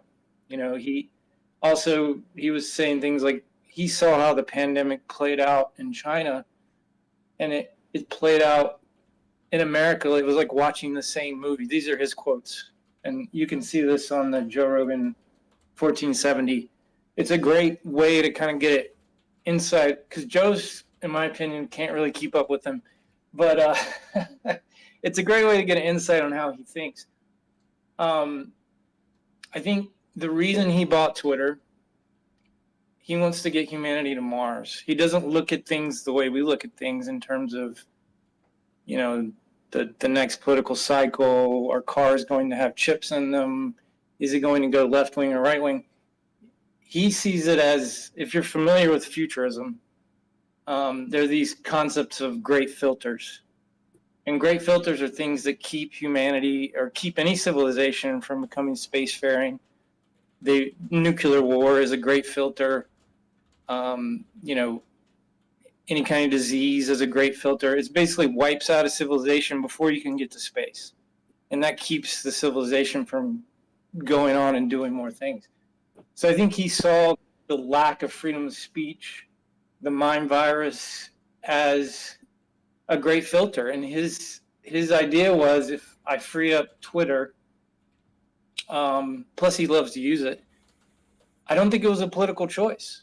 I think he has his politics. Some of them are left wing, some of them are right wing, however you want to describe it. I think what happened in his family probably impacts the way he sees the world. But he's an inventor, he's a thinker, he's a futurist. I think he's more worried about things like that. And I think Twitter is something he wants to make profitable. I think, I've been suspended under Elon's Twitter, but we need to give him time to untangle the mess that he bought, the crime scene. So, I think if we all just take a deep breath and realize that he's never going to be a political person, like a president. He's an inventor. He's a businessman. He's probably always going to be left of center. So, I just think, and quickly going back to his comment this morning, he doesn't have time to understand the intricacies of the House vote. He's just looking at it as the Republicans won. Let's get this going. He doesn't understand that Kevin McCarthy is an extension of the deep state. That, some of us have time to think about that all day. He doesn't. He's thinking about other things. So just don't take everything he says as left wing or right wing. He's just a guy who's hyper intelligent, and it's really hard to understand his his modes of thought sometimes. But yeah, I think if you kind of step back and look at him as more of a sci-fi futurist or somebody who did this for a specific reason for humanity, not so much for the right wing or the left wing, a lot of these things start to make sense. Anyway, I appreciate the time. I just kind of want to make those points because I've noticed these things through many years, and I've been watching his career up to this point. I still have faith in the man, and I think, he's made comments about how the cloud is an extension of yourself. It's an online ghost. You're still alive inside this ghost, and he's talked about how one day more of us will be in the cloud than our own body. So those are the kinds of concepts he grapples with, not the House vote. So if he says something about McCarthy, that doesn't mean he's an insider. It doesn't mean he's for the deep state if he says the FBI. Sometimes I have to go in and out of these things in order to, here we go, in order to have it be displayed correctly. Something about McCarthy, that doesn't mean he's an insider. It doesn't mean he's for the deep state if he says the FBI is mostly good. I think he just doesn't think like we think. But anyway, thank you so much, Stephen. I love your content. Thank you to everybody that's here. I appreciate that we're all together and having these conversations. Thanks for sharing it. And I want to pivot over to Alex right after I make this point here, because I'm curious to hear what he has to say on your thoughts. But I think those were pretty fair observations overall. I've never gotten a malicious vibe from Elon, and I think your assumption that his recent endorsement of Kevin McCarthy probably is in alignment with, like, hey, probably good that I think we can at least say, judging by his previous comments, that Elon is eager to just, like you say, get the show on the road, get the Republicans moving and working in Congress to help balance out the both chambers there between the Democrats and Republicans, and it's probably something as simple as that. But also one thing that I think we have observed about Elon. Please add me a speaker again. This Twitter, BTR. He seems to be pretty receptive to people's opinions, to even things that ideas he's put forward, and he's kind of course corrected on. I personally think that's a strength, right? When he floated out some new terms of service ideas on Twitter that went over like a lead balloon, well, he quickly course corrected and say, okay, we're not going to do that. What do you guys think we should do instead? Things like that. And we've even seen a follow-up comment from his Kevin McCarthy tweet that suggests that he's self-aware enough to know that he got ratioed pretty handily on that. And I think that's fun. I think it shows a strength that he is interacting to that capacity. Go ahead, Alex. What are your thoughts? Yeah, no, I was just looking at those, and I was kind of smirking. It's kind of funny because, yeah, he like. All right, let's try this again. This is what Elon Musk has to fix. He has to fix this Twitter space. So here we go. Let's do it again. Oh, speaker. Here we go. Now it should work. All right. Let's do it one more time. How do I want to... There we go. Again, now I'm going to refer to engineering, but we have this saying, which is strong opinions weakly held, right? Which is you say what you want clearly, right? You don't couch it in like qualifiers or whatever. You put out your position, a lot of the time is just and like in its strong form, but you don't also get married to it so that you can discard it and be like, okay, well that didn't work. Like let's do something else. But right now what we have is like weak opinions strongly held. Right? That's the kind of the. Like in its the Twitter sort of vibe is like, I'm not going to say what I want to say because I might get ratioed or I might get suspended. I'm going to say something. Whoa, okay, that was scary. I don't know what the hell was going on there. Again, this is why Twitter space tends to be a little bit weird. But don't worry, we're going to get right back in there. I'm going to go into the BlueStacks, and I appreciate everybody's patience with this whole project here. So just give me some time. I'm going to go to BlueStacks.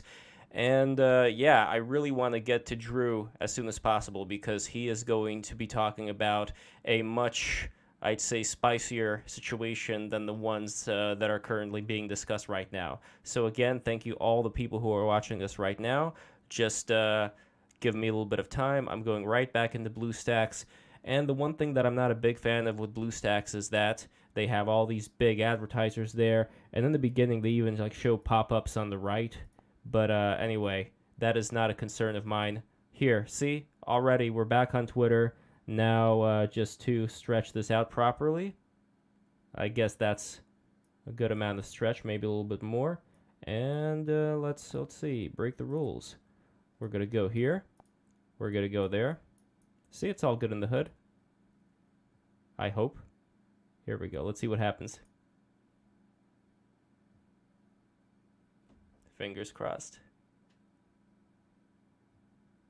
Fingers crossed, everybody. Still says connecting.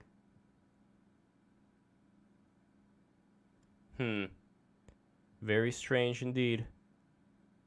So, Elon Musk has his work cut out for him. That's all I'm going to say when it comes to figuring this out. Good thing Drew is still here. I don't know why it still says connecting. I'm going to leave now. I'm going to go back in. And I'm going to go back in as a listener and see if that changes anything. There Might have to do that, but just going on to I'll go straight to the Neuralink stuff. So Neuralink itself is really kind of the crowning achievement of the larger movement known as transhumanism, which is essentially, it's over the last century especially has gained a lot of popularity. And the main goal of it is an event that they refer to as the singularity, where humanity basically merges with machine. And what really worries me about that, besides the obvious concerns, given the level of control they already have over technology and how that controls people's thoughts. Beyond that, there's a lot of, this is like it really goes back to a very ancient philosophy actually kind of talks about this, the Gnostic Christians of Alexandria, which, I'm sure some of you are familiar with, but they have essentially during the Council of Nicaea, where the Roman Catholic Church was established and they decided what books would be in the Bible and what wouldn't be, and, kind of decided on the viewpoints and kind of the core of the religion. This sect was basically squeezed out, and then we found there were some surviving documents. They have various gospels and various books that were kept out of the Bible. But we discovered a lot of them in the 40s in the Nag Hammadi Library, which was a group of scrolls, found in sealed clay canopic jars in Upper Egypt, which were most likely buried around the time of the Council of Nicaea, and even more than that, the destruction of not the Library of Alexandria, but the library that replaced the Library of Alexandria, which was later destroyed during the same era of trying to establish a single religion under the Roman Empire. But long story short, in this Gnostic Christianity, they have a different viewpoint of, the kind of the separation between what exactly is God and what is Satan. They have the main antagonist is called the Demiurge, and it's the creator of the physical world, and so it's not the divine God, that's part of everything type of idea, but it is without having the words to describe what an artificial intelligence is, they essentially do describe it in that way, which is basically that it is all powerful in the physical realm and all knowing in the physical realm, but it lacks the divinity of humankind, where humankind has a spark of divinity as a God-given creation, made in God's image. The Demiurge and its underlings called archons, they are in some way artificial, and their stated goal within these Gnostic,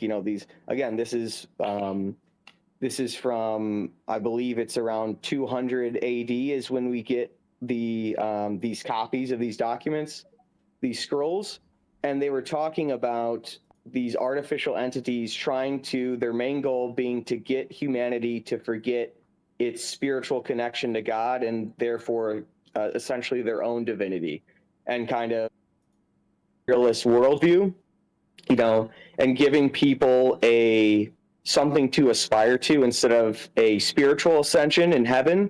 He's offering a materialistic, physical ascension to the heavens through the spaceships, and then and then through Neuralink. Neuralink isn't necessarily a plug into the Matrix type simulation thing. That's not its stated goal right now, but you can see how it will pretty easily be moved into that, which is another version of heaven. If you have a completely controllable digital reality that you're directly plugged into, that it's possible you could never die in there. And Elon has talked about this before, uploading your consciousness via Neuralink, so that when you die, then you can exist. Your consciousness will live on through the AI. Also known as a show called Upload. Are you familiar? I haven't seen that show, but it definitely sounds. It is a common sci-fi motif. So there's I'm sure Matrix and everything. It's very similar in that regard. Yeah, I mean, I would love to sort of focus us a little bit on sort of the emerging, I guess, threats that can come up with Neuralink. I mean, there's a few things that people are. I mean, there's a lot of concerns with Neuralink, right? Like there are a lot of concerns around privacy.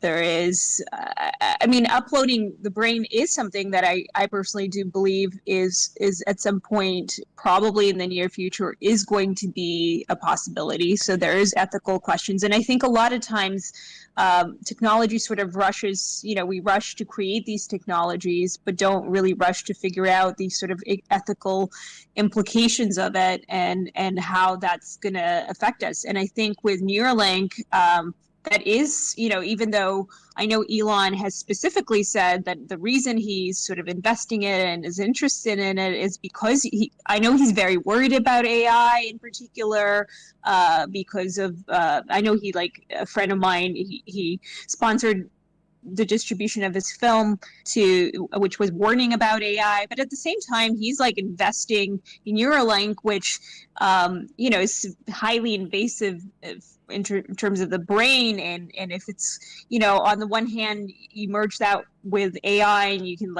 learn languages instantly, you have access to resources, there's many wonderful opportunities, but on the other hand there are many dangers. So I would love to sort of stir us a little bit in that direction, especially as we're sort of fighting in a world where there's so much control that's happening, right? There's this kind of dichotomy of people wanting freedom and freedom of thought and freedom of expression, and then there's all these people who wanting to sort of control as well, for the quote unquote greater good. And I also want to make sure in this conversation, real quick, Drew, I also want to make sure that in this conversation that we don't go too much off the tracks as far as trying to prove any connection between Elon or Gnosticism. I do appreciate the general framework that you put out there, just so people understand. I think it's a great framework, and I think I can make it work so that we don't get out there. But I actually think it's a great framework. So I wouldn't worry too much about us, getting too philosophical. I mean, we basically to address the Neuralink question, we do need to get somewhat philosophical. So I don't begrudge it that much. Sure, I'm just really interested in finding out the concerns. I can clarify it really quickly, and obviously I went in pretty much the most philosophical and esoteric direction there. But to tie it together in terms of modern philosophy and psychology and how it. The main threat I see as far as Elon, because obviously for anybody who's looked at my work, that I've the main focus of my recent work has been to kind of lay out exactly why Elon is controlled opposition. And it really all goes back to this utopian idea of technocracy, which actually goes all the way back to Plato, again, kind of philosophical, but Plato describes a republic basically ruled by a technocracy, which is, for those of you who don't know, it's a society ruled by experts as opposed to a democracy where the people have input. It's basically all the power is given to the experts. Although it sounds nice. The problem is who decides who is an expert and who is just, Bill Gates, depopulation obsessed, trust fund baby. His grandpa worked for the Fed. His mom got him the deal with IBM that became Microsoft. But, the side story there. But anyways, technocracy, Elon Musk's grandfather, the reason, this is a little known fact, the reason that he's from South Africa, the reason his family went to South Africa was that his grandfather was kicked out of Canada for running the technocracy party there.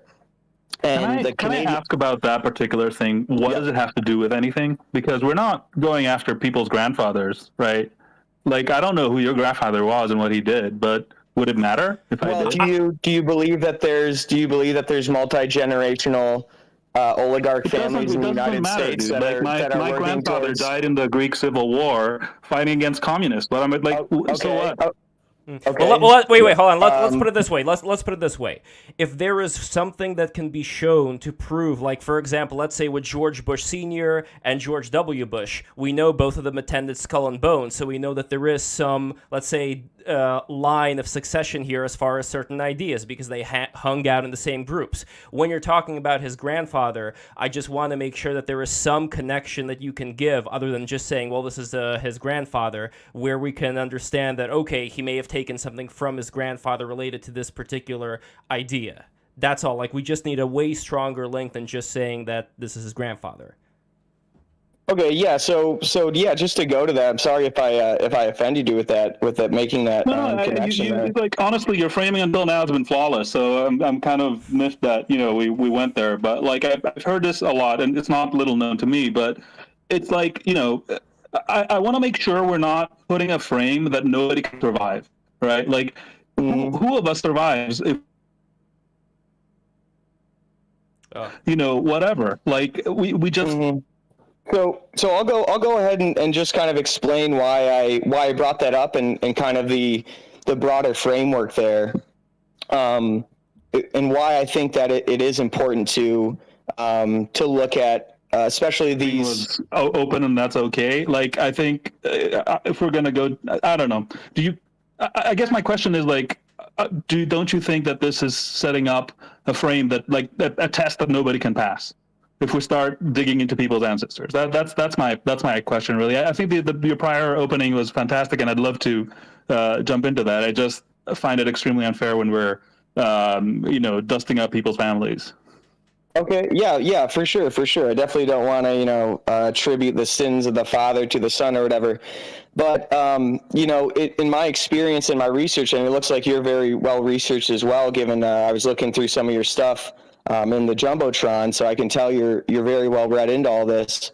But there are multi-generational oligarch families in the United States, especially in around the world. It's not unique to us, but such as the Rockefellers, the Bushes, which the Bush family is really an extension of the Rockefellers, given that Samuel P. Bush got his start at Buckeye Steel Co., which was a company run by the Rockefellers. But these groups, I see these oligarchical family dynasties that, for the Bushes, for instance, they Bush Sr. ran the CIA, became vice president, then his son becomes president. So it's my belief that these families that have maintained this level of power, they do have multi-generational goals that they're working towards. For instance, the Rockefellers funded the original eugenics movement in the early 1900s in the United States and in Nazi Germany, where, I believe in Hitler and Mein Kampf specifically says that his eugenics program in Germany was based off of the American eugenics program, which really was. But again, I just want to make sure. Wait, hold on, Drew. Great admirer of Ford and the whole deal. Even though the Germans failed mostly because they couldn't do mass production properly. But anyway, long story. The thing is, like, Elon's family doesn't match that because his mother, was, I think, a fairly normal woman in South Africa when she divorced. Do I mean, so my, opinion on the mother, and again, I am coming from a more, esoteric, direction, but she has done the classic one eye, covering up one eye, the Eye of Horus, like symbolism in some photo shoot. She, the way she dresses, and I believe she's well, I know for, that's not enough to pass the test. Like, I don't know, like, I know what you're saying, and celebrities do like the eye thing. My whole thing is it has to be way, way, way more substantial than something like that. So, for instance, what you said right now, real quick, hold on. For instance, what you said right now about the Bush family working for Rockefellers, that is something that would be able to be established. Was this person employed under this particular family? That's way more than saying sins of the father. That would mean that they would be privy to whatever the Rockefellers were doing at the time. That would be way more established. I'm not seeing the same thing right now in the case of Elon and his grandfather. If you were to say that Elon was a part of this company that his grandfather was heading up or something like that, I understand. But all that I'm saying here is I want to make sure that with the time that you're here with us right now, you'd be able to provide something way, way more substantial. And if not, I would skip it and focus specifically on the things that can be very, very provable. That's all. Okay. Yeah. I mean, it's not really, given if your grandfather is, the head of the, one of the largest technocracy parties of the, Western world, that is pretty significant. He's going to talk about it. His son's going to, be interested in it. I'm sure it's something that he, instilled in his children. And not to, just to make the direct connection, Elon's literally tweeted before that he wants to establish a technocracy on Mars specifically, but he has literally used the word technocracy and yeah, so I mean, he is a fan of it, regardless of if you want to say. Hold on, before we go on, are we in agreement with that? Words that have semantics that have shifted over time, right? Like, if you asked me 30 years ago, I was a fan of it too. Like, what's wrong with putting experts in power, right? Well, we found out the last couple of years what's wrong, and that was a terrible idea. I was going to say that, yeah. Right? No, I hear you, man. Like, if you see my content outside of Elon, like, trust me, like, I've spent 27 Substack essays in a row explaining exactly how wrong Scott Alexander was about ivermectin, and that the whole story was that. Sorry, Lev, I guess your YouTube channel is nuke now. And a lot of it is because of that sort of cult of expertise. I get it. All I'm saying is that this is a party that existed in Quebec, like in the early 20s, and was banned and then was unbanned, and he left in the meantime. And what did the word technocracy mean to them, right? Did it mean what we are concerned about today, or was it a far different? Like, the Republicans are called Republicans because I guess they're pro-republic or whatever, but like, that's not words, and especially of political parties change completely meaning over time. And I think we're getting carried away here by broadcasting semantics of today into prior eras. I also feel like we really got away from the whole Neuralink. Yeah, no, yeah. We were just getting. Yeah, we're gonna get back into that because we're gonna get back into Neuralink. There's a.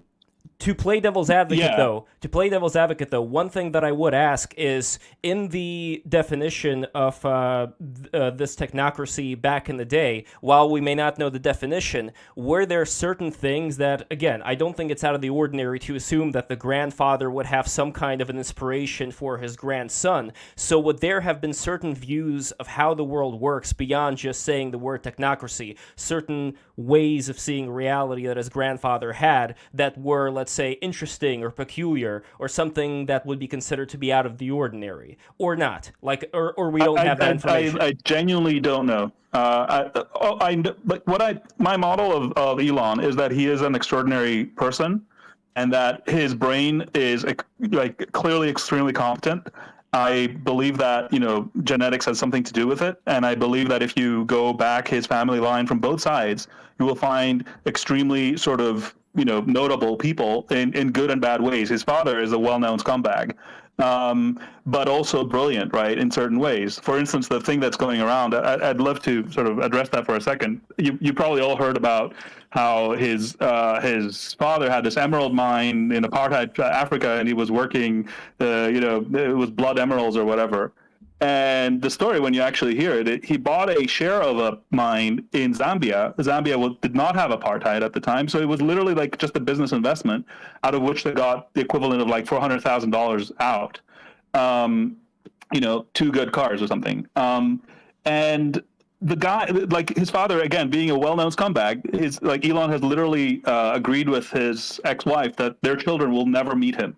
Like that much of a scumbag, or at least at odds. Like the objective part is they're at odds, right? Like you might say, like, no, his father is a great guy and Elon's a scumbag, whatever. But they're not on good terms. But the one thing that Elon Musk. Wait, one at a time. Alex, you go, and then Drew. I want to make sure you guys don't cut into each other. Yeah. So, but the one thing that Elon Musk, his father, did that was good is he ran for an anti-apartheid party while as a candidate in South Africa while apartheid was ongoing. So literally, you have this guy, right, like who has a lot of shady things. He has 2 kids with his stepdaughter that he raised since he was 4. It's wild, but like he's done one like decent thing in his life, which is like he was anti-apartheid, and they're literally like the story right now is his father was like some apartheid like Nazi in South Africa, and when the New York Times went to dig into that, they found that Elon quite likely left South Africa because he did not want to serve in the apartheid armed forces, which Elon never mentions. And then they dug in and they found that he had gone to the funeral of a black friend of his in the village back in the day, and this was unheard of. Like the New York Times actually sent people back to South Africa to dig up dirt, and they wrote that they spoke to his friends at the time, and they said like, yeah, he went to the village to be at the funeral of his black friend, which was not a thing. You did not see that happen, right? Like white people going to black people's funerals was not. Elon has, Elon could easily have made this a thing and being like, oh, I'm anti-racist, whatever. He never even mentions any of this. And somehow they're painting it to be like some sort of generational wealth, like racist from South Africa or something. Well, I have a question for Alex and Kat, and then we're going to get to Drew, and it's relating to what Drew said as well. Sort of again playing devil's advocate here. If there was some quote or some literature from Elon Musk's grandfather that had some zany out there, we're going to put everybody's brain in a jar type of thing. And if you read that, and I have no idea if this exists, but I'm just saying that if you read that, would it be that great of a leap to say that, yeah, there is going to be some connection as far as Elon kind of getting inspired by some of those things, if, again, it's like that much out there to even warrant talking about it? I generally like to follow the golden rule here, right? This is what I'm advocating for. Do unto others as you would have them do unto you. If you would be happy for yourself to be judged by what your grandfather wrote somewhere, and you got 4 grandparents, right? Like there's some spread there to work with. Then do it to others. But I don't think anybody wants to be held like, yeah, okay, maybe there's some like something that can be interpreted in a certain way. I don't know. It would have to be a lot more concrete for me to be like, okay, well, this is weird or whatever. But anytime you have somebody, especially like Elon, who has mountains of activity, right? He runs like 5 companies right now. I've even lost count. There is so much to work with that anybody can, find something and be like, there we go. And I can tell you I can show you evidence of the opposite, right? So I think we have to be extremely careful when we're drawing, there's enough to work with Elon himself, basically, that I think it's a mistake to try to rope him into some sort of, sinister line or whatever. Like I can tell you, for instance, right? Was it von Neumann or some other science fiction author wrote about Mars and that the ruler of Mars would be called the Elon, right? In the 60s. It was Werner von Braun, the guy who ran I don't fucking know. Wait, what about Werner von Braun? He wrote the book. It wasn't a sci-fi author. It was the guy who literally ran NASA and worked with Disney. Sure, but that piece was a sci-fi piece, and therefore he was a sci-fi author by definition, but yes. Well, but he's also an actual rocket scientist that ran NASA and worked with Disney specifically. Did he author science fiction? Did he author science fiction? Well, yeah, I'm just saying Okay, he's cool. much more important than a random science fiction author. He literally ran NASA, which now Elon is essentially running the U.S. space program. You know, NASA exists, but is SpaceX doing a lot of the heavy lifting? Yeah, so he is the direct lineage of, you know, who was running the space program originally during the original Apollo program, and now we have Elon essentially being the head of the space program with going to Mars and Artemis going back to the moon. So, But that I still think does it's not imply he's going to be following in those same footsteps as Werner von Braun and his slave mining operation back in Germany. We still have to separate those two and judge them according to the things that they do, as opposed to something that we can't prove. I think you have to look at people as individuals, full stop. I mean, I've struggled a little bit with this, you know, because I look at, say, the Holocaust, and I've written about that in that context. And, you know, I've gone to places where, say, my ancestor, you know, my family was mostly murdered. And, you know, you look at people and you can't help but wonder, you know, where their family was. But at the end of the day, nobody chooses to be born to somebody else. And so you cannot judge them by the actions of their, you know, whoever they were born to. Sometimes they're victims of the people that they were born to. So I think it's absolutely absurd to judge them by anything but their own actions and thoughts. Well, I have a way to flip this around before Drew continues. So it's one thing for people to say, well, I accuse this person of being so-and-so, this evil person, because of some lineage. It's a different thing to say that there are certain things that people, especially people who are extremely intelligent, get very interested in that may not necessarily be that interesting to a lot of people. For example, by the way, Lev, your audio is really, really bad, so it would be great if you could figure out. Yeah, it's like breaks apart, like very robotic or something. So I don't know if you can fix that. But in terms of your question, I'm going to say, I mean, for example, you grow up in a family, and which I think this is your question. So you grow up in a family, and of course your family is going to influence you and your ideas, right? Because whoever you're exposed to ultimately a lot of the time is going to have some influence on you. But you're still ultimately your own individual person. So can it influence you? Sure, it can, of course. But you know, but also people rebel against their families all the time. They can look at what their family's thoughts are and be like, you know what, I don't like this. They can take the good ideas and run with them, because, you know, you might be surrounded by someone who's an absolute monster, but they have this one great idea, right? Or five or 100 great ideas. You know, I'm surrounded by my family and we argue about things all the time, and then I take some things and they're fantastic, and some things I'm like, no, and some things I change their mind. So, you know, you just can't, again, you have to kind of look at the whole picture. So there's influence, but you're also influenced by your friends, you're influenced by your surroundings, everything. Is my audio better right now, or no? I really would love to. I really would love to focus much more on the original framing that Drew did and try to address that. Can we do that? Because I really think that there was something really substantial there that I can address, and I think it'll surprise people the direction that it'll go. But I don't know. Absolutely. I just want to make sure, is my audio better or no? Or is no, it still... it's okay. not. It's not better. All right. All right, just a moment. I just want to reset the room really quickly. So yeah, the audio's not better. Break the rules. So maybe try leaving the room and then coming right.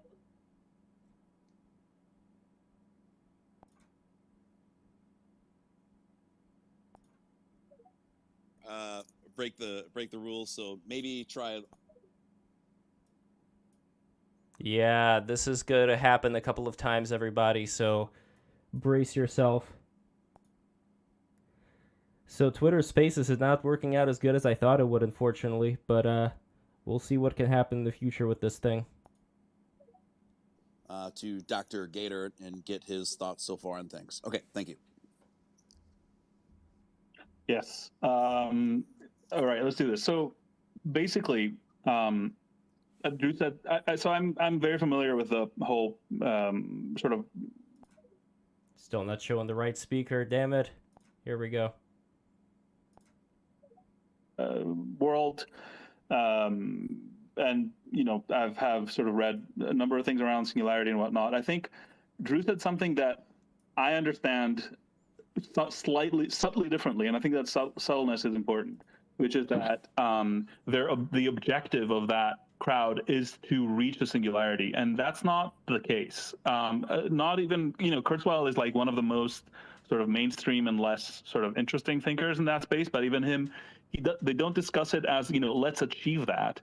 They discuss it as a thing will happen, and after that thing, we can't predict the future. Like, normally in everyday life, you can have some sort of, idea of what will happen tomorrow. Maybe not like in detail, but, roughly. But, the idea with the singularity is that past that, the point X, and the different thinkers have different definitions and different things that they're concerned about. But the whole idea of the singularity is past point X we can't predict, right? So it's nobody's desire to get there. They're all really worried about it, but it's like the question is what do we do? And really from there, the next sort of thing I want to sort of get out there is this idea of a super intelligence, right? And there was this book by Nick Bostrom that a lot of people read at the time, around maybe 2009 it came out. I'm not sure, maybe 10. That kind of goes through that. It's called Superintelligence, and goes through all of the different paths we might get to superintelligence, et cetera, et cetera. A lot of that crowd has become very much control mindset, by the way. So they are, in theory, the people I hardcore disagree with, but we come from a very similar background.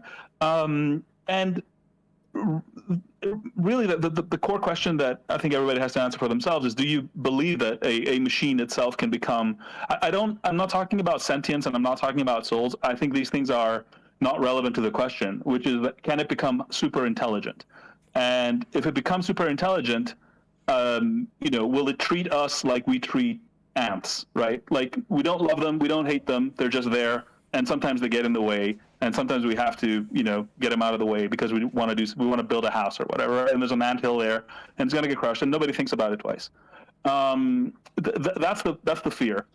I do think that is it's possible for a machine to become hyper intelligent. And again, I'm not saying that doesn't say anything about consciousness or sentience or a soul or anything like that. Right? A bird can fly and a plane can fly. But a plane does not fly like a bird flies, right? You can have something that is a lot more brute force and a lot simpler and a lot more rigid, but it can still, technically fly without copying, the movement of a bird. And I think that's, because the fastest thing in the skies right now is the SR-72 or whatever undisclosed jet, right? It's not a Hawk. And that's the worry, right? Will we create a machine that will be so much more competent than us, that whatever objective it happens to have and whatever way it happens to interpret that objective, it will steamroll us to get to that objective, regardless of what. It's just an algorithm. At the end of the day, it'll just go there. I think Elon believes that. I believe that. Here's a fun fact. For the longest time, my criticism of Elon is that he did not take AI risks seriously. So I didn't pay attention to him because I'm like, okay, he's super into technology and whatever, but he doesn't get it, right? And if he doesn't get it, like, it doesn't matter what else he's doing because there's this big thing that's coming, and we should be extremely concerned about it. And if he doesn't get it, like, he's either going to be neutral or detrimental. And around that time that book came out, I think he read it, and he made a bunch of statements to the press like, I'm losing sleep, I don't know what to do, this is super like wild. There was this interview where they're like, well, we can always go to Mars, right? And he's like, nope, it's going to follow us there pretty quickly. He was really concerned about that. And he tried to then, he invested in DeepMind just so he's aware, before they got bought by Google, right? So he was one of the investors.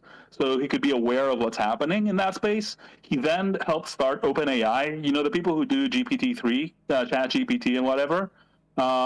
He was one of there was like 4 or 5 people that started that company, and he was among them, but he left soon thereafter and has been critical of their AI safety efforts since then, actually.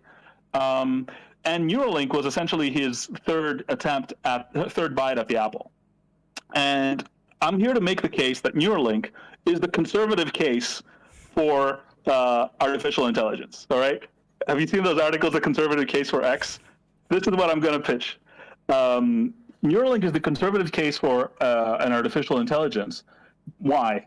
Because it is founded in the human, right? The whole idea with Neuralink is to make AI the third layer of the human brain, right? We got the neocortex on top, the lizard brain underneath, and I'm sure if there's any neuroscientists in the audience, they're screaming because I'm completely oversimplifying it. I know, but the whole idea is like, you know, your lower brain does not want to eject your neocortex, and your neocortex is nothing without your lower brain, right? Like it's just intelligence with no motivation. The whole idea is like, can we build AI as an extension of humanity, right? As taking the spark, the core of the human being, extending it into, you know, a more capable form of itself through an artificial intelligence that has been grown essentially alongside a human, or will we build an AI that lives in a data center somewhere, is completely autonomous, has no guidance from, no high bandwidth guidance from a human, or you know, anything at its core. It will be a singleton, like in the Boston. So there's only going to be one of it, right? There's not with Neuralink, you can have one, you know, AI per person essentially, but with the whole like kind of data center model, let's call it, you can have a singleton. You can have a single AI that kind of dominates everything and is untethered from humanity. I pinned this to the space. It's also mythology, but it's more recent mythology. It's from the movie RoboCop. There is a fight scene between RoboCop, which I see as the kind of the embodiment of, you know, human plus machine, right? And it's a human augmented, amplified by the machine around him. But a better form of that idea is Iron Man, right? Like you have a human and you put a suit, and it's still a human, but it's much more capable. Versus the Ed 209, which is pure machine, right? And you kind of have that fight scene that I feel like should be our mythology, because I do think humanity has these two paths to take. Either the machines will take over, or we will be the advanced being ourselves. And I think that's what Elon is doing. He says, well, if you can't beat him, join him. Basically, he's probably tweeted to that effect. And he's like, look, we either, you know, get a high bandwidth connection fast, or this thing will become sentient, like, well, will become an agent, right? It will develop the ability to pursue complicated actions without human input, at which point we're at war, right? And that war is a war we lose. So, you know, that's how I think he sees it. That's how he said it, and it fits in the timeline as well. I think timelines are very important. He didn't just come up one day and be like, you know, yo, plug me in, baby. He tried several things. He got really disappointed with how the OpenAI people were progressing. And honestly, knowing all the AI safety approaches I've heard and seen, Neuralink is the only one that takes feedback into account, right? It's something where the sort of the extra layer, let's say, of intelligence can be constantly corrected by the human, right, to become more human compatible, more human, a complement to the human rather than a competitor to the human, which is the natural direction for any agent, right, is to clear its orbit. Like that's what we did, right? Any species on Earth that could threaten us, we've wiped out, or we've made, you know, we put in a cage. Like I don't go around worried whether I'm going to be eaten by bears or wolves, right? That's not a problem for me. It was for my ancestors. So, what about getting eaten by the AI? That's what I think the schema is, the way I think about it. Like I think that's how he sees the future. And honestly, I think him buying Twitter is fantastic in that regard, because I think the one thing he hasn't thought about a lot is individual autonomy in that context. And I think buying this platform and sort of having to think about the question of free speech a lot more, he will also understand that centralized control systems are either doomed to fail or doomed to fail us. So, you know, they're basically a single point of failure. So we have to work on a distributed approach. That's what I hope he sort of realizes next. I want to make sure you guys can hear me. Am I coming through all right now? Yep, you're good. You're great. You're great. All right, perfect. So I have a lot to say here, but I want others to speak as well. First off, one very important thing about the AI versus Neuralink battle here that I think may have been disregarded is human willpower. And we're seeing today with a lot of kids and their cell phones and the selfies and all of that, TikTok, that world is seemingly turning kids into way more of a robot than previous generations. If you have something that's constantly guiding you like a crutch to do this, to do that, and if that becomes your world, then how much of a human being are you at the end of the day in comparison to the AI when your own willpower to get up in the morning, to think about certain things, to struggle, if all of that is being compensated for with an artificial intelligence machine in your head that's doing it for you? That's number one. And number two, and this is the most important part, I'm not sure if this is what Drew was alluding to, but I think he was sort of. There is still the biggest question of all, who are we? What is going on here? What is the strange three-dimensional reality that we're in? My concern is that we may be selling our own abilities too short, and we may be selling too short the understanding possibly that there's more things going on out there than just whatever it is that the quote-unquote experts have agreed upon is our reality.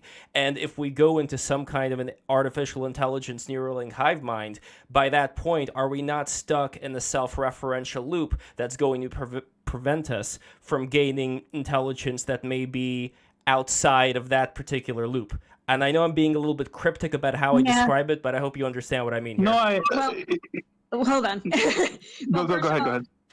First of all, I like questions that are short, and I like to look at things in a more practical lens. That's just me, and I totally get the philosophical. I get, I geek out over that stuff too, but I also like to look at things in more direct ways as how they affect us. So your question number one, I think, is kind of interesting to me, and I'd love to sort of take a stab at that and maybe leave question number two to other panelists. But question number one, because I think our brains have already been rewired to a large extent, right? We don't have the memories that we used to have. We need stimulation. We don't leave a lot of room for boredom because we're so used to our devices. So we've already, we are part cyborg ultimately already.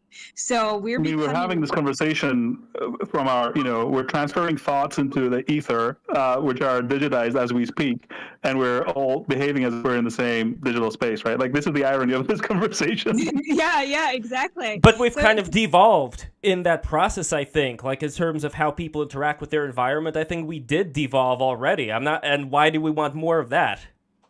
Well, we probably don't. I mean, I think there are certain things where are very regrettable. I mean, for example, let's just look at something as basic as boredom, which we think of as maybe a negative thing, but I would argue that it is a very positive thing, because letting our minds wander is actually very key to our humanity. It's how we invent things. It's how we come up with new ideas. We string things together. But a lot of time we spend it filled, whether we're watching, a show on Netflix, or we're on Twitter typing away, reading.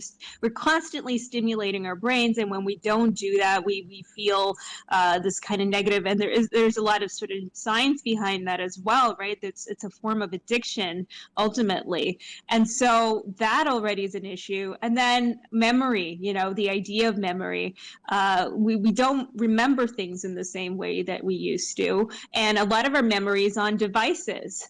And so it's whether it's the photos. Do we remember the thing that we saw, or do we remember an image of it that we looked at? So there's a lot of that's happening. And then with AI, we're becoming we're going to become even more of a cyborg. And like I said, there's good things about it. Okay, I'll be able to learn a language, but how will that nature of me learning this language be different? There's something that, I know a few languages. So the way that you learn a language best is sort of immersive. It's cultural.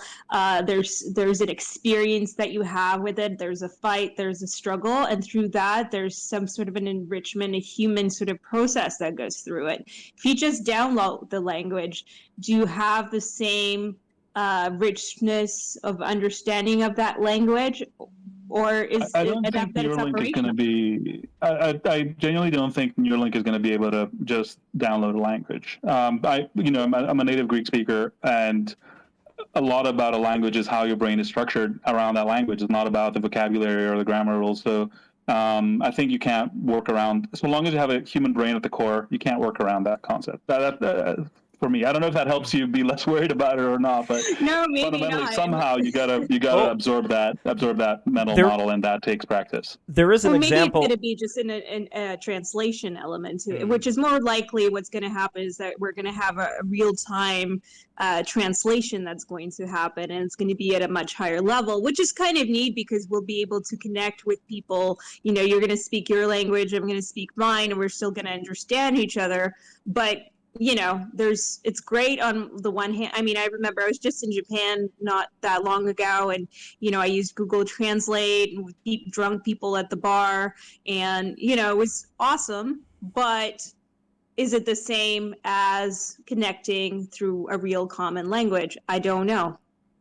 There is another aspect here, though, not of language, but of the motor cortex, and this is something that I think, Alex, you may be able to answer much better than a lot of people, which is, would it be possible to have a Neuralink system where certain motivations that we have to do things like getting up in the morning, like working out, moving our muscles the right way, where all of that would be kind of programmed into us so that our brain will instruct our body without us needing to exercise willpower, fighting whatever pleasures we would rather have at the time, you know, fighting that urge to, you know, just endlessly scroll on TikTok, because that's the real fear, at least for me, that we wouldn't be able to utilize it. I genuinely look, I'm not a neuroscientist. I don't know how this stuff works. I don't even know what happens down the line. But the way I conceptualize a Neuralink is as a high bandwidth external or add-on, let's say, to the brain. So whatever your brain is doing at the core, unless it can be sort of programmed through feedback to like alter it, you're not going to be able to do things that fundamentally human beings, time is not going to flow faster or slower. You're not going to be able to absorb like things that require your neurons to be rewired without that rewiring. Things like willpower and stuff like that, I think is way, way deeper than our neocortex, right? Like it probably, if you can find it in lower level animals, it's probably ancestral, and it will continue. I genuinely don't think that it will change us to the degree that we can be changed, I guess, is maybe the point I'm making, and it won't change us in ways that are fundamental. Because that's the whole point is not to change the root architecture, but it is to build on the time proven Lindy, call it what you will, architecture of the human brain, right? That is let's call it, we would say that, of course, the pinnacle of evolution is the human brain. So the whole idea is why mess with that? Let's build on it instead.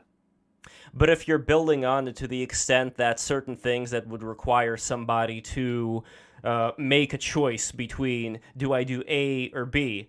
And if you make some kind of, again, like I bring in something like dopamine, for instance, I know that has to do more with drugs, but I'm sure that eventually, unless I'm mistaken, Neuralink would be able to find a way to motivate people into making one decision over the other. I don't want to actually continue. Am I wrong or no? I don't know. I genuinely don't know. Again, I don't think that's how it's envisioned. Will it be possible? Honestly, we know so little about, even when we say dopamine and we're like, oh yeah, it's kind of like this or that. And then you look into the neural pathways and you find out it's a lot more nuanced and complicated than we thought it was, right? Like they did the whole depression has to do with too many serotonin thingies floating around. Let's go on that, down that rabbit hole. And then so 2 decades later, it's like, okay, well, maybe it's not that. But we're not it's completely a lot more blind. complicated. We're not completely blind on this either, because like Catherine was saying, we do have examples of having the smartphones, the computers right in front of us right today, and we see what's happening to people that are constantly having this back and forth relationship with these devices as opposed to being able to utilize their memory. I want to get to the other guests here soon, but one quick example I wanted to bring up is that of Nikola Tesla. Since we're talking about Musk, we might as well talk about Tesla. From the biographies that were written about him, allegedly Nikola Tesla was able to completely see the entire device that he wanted to create before he actually put anything to any piece of paper. And when I think about the degree of intelligence that takes, the degree of visualization, imagination, that is something of such a high level that if Nikola Tesla, like a junior, whoever, were to have like all these screens in front of him that he would be putting in, various pieces of information, I would think that it would start making his ability less prominent. That's at least my opinion on that. Thank you, guys. And this is a good discussion. I do want to. I know. I do want to hear from Dr. Roller Gator. He's been waiting patiently for a while. What's up, Dr. Gator? First, I'd just like to remind everyone that RoboCop had to eat baby food exclusively, so that's the future that Alex wants, is for us to all rely on baby food for sustenance, and I'm against that. But seriously, a very brave stand. There's multiple layers to the discussion, and almost unimportant among them is Elon and his motivations for Neuralink. First, there would be the question of what is actually physically possible in the hard science sense of merging the mind of a human and electronics. I would imagine that it is very high. The capabilities and the possible abilities to utilize electronic systems to augment or even completely transform the way that the human mind can work. I would believe that scientifically it's an extremely high degree of interconnectivity that can be achieved. There have been experiments in the past 20 years where they've basically grown neurons, rat neurons, in petri dishes and attached them to specialized robots that allowed these pseudo brains to control robot cars to some degree. So there is clearly a capability for biotic neurons to interact with electronical machinery to the point where, provided you can create feedback loops similarly to the way that the actual biology works, which is with neurotransmitters, where you're releasing chemical A to signal one thing, chemical B to signal another, that you can have this sort of interconnectivity. Now, the second question from what is physically the limitation is, from our current technology set, what is our ability to do it? Because we're not going to be growing in our own brain in a petri dish because we already have our brain. So from the actual Elon involvement, Neuralink, I believe, is simply yes, it's in your cranium, but it is simply a surface connection to the brain. It is not an invasive one to my understanding. Now, that would be a time-based limitation. Once you have something working on the surface of the brain to be able to interact to some degree, people probably would experiment with more invasive technologies, things that would probe deeper into the brain to access different regions. Now, on the current horizon, you would have the question of what is Neuralink capable of? If you were to think of possible use cases for a Neuralink technology where you are intentionally not trying to feed back into the brain, meaning you're not trying to send signals back, one could imagine a capability of memory storage and recall, where simply you're attempting to recall archival information. You're not attempting to induce excitement, unless I guess the memory would induce excitement, but you are attempting to retrieve information. Everybody's probably had an intention to find something in a different room, wandered into that room, forgot what they went into that room for. And they sit there for maybe, a minute and a half going, what the fuck did I come into this room for?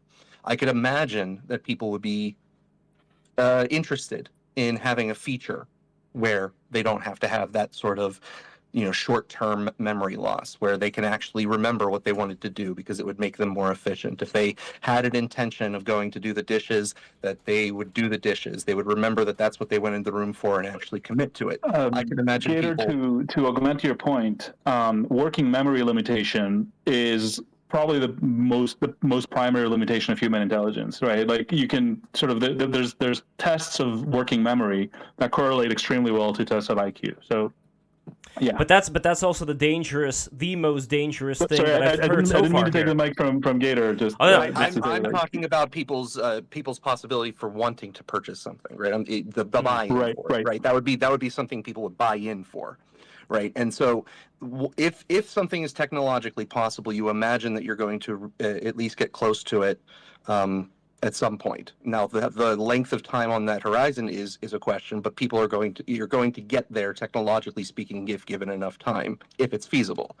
In the short-term period, there's the question of people adopting this thing that would give it the motivation to continue further. That type of ability would be something that people would want to buy into. Now, whether or not that sort of feature could ever be done just on the surface area would be open to question.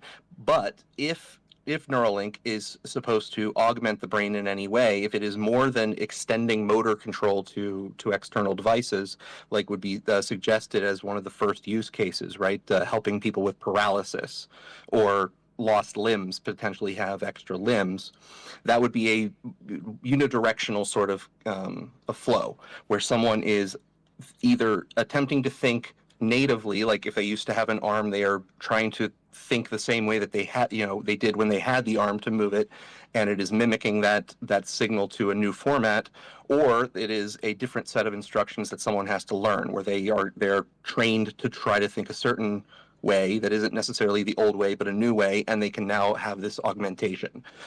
Experiments where you are moving a cursor with some of these technologies have been done. The way that you move the cursor, obviously we don't move cursors with our brain currently right now, except through the extension of arms, right? So the space that we are navigating has several layers, and one of them that is almost irrelevant is Elon's desires. Because if Elon pulls it off, someone else can pull it off as well. If Elon is only going to go so far, someone else is going to go farther. And there's almost no way that his intent becomes actually into this mix. Now, whether or not something could compete with AI would have two sorts of things. One, time-based, is probably no, AI is going to be there, and if it could beat us, whatever concept of beat us it would have, it will beat us eventually.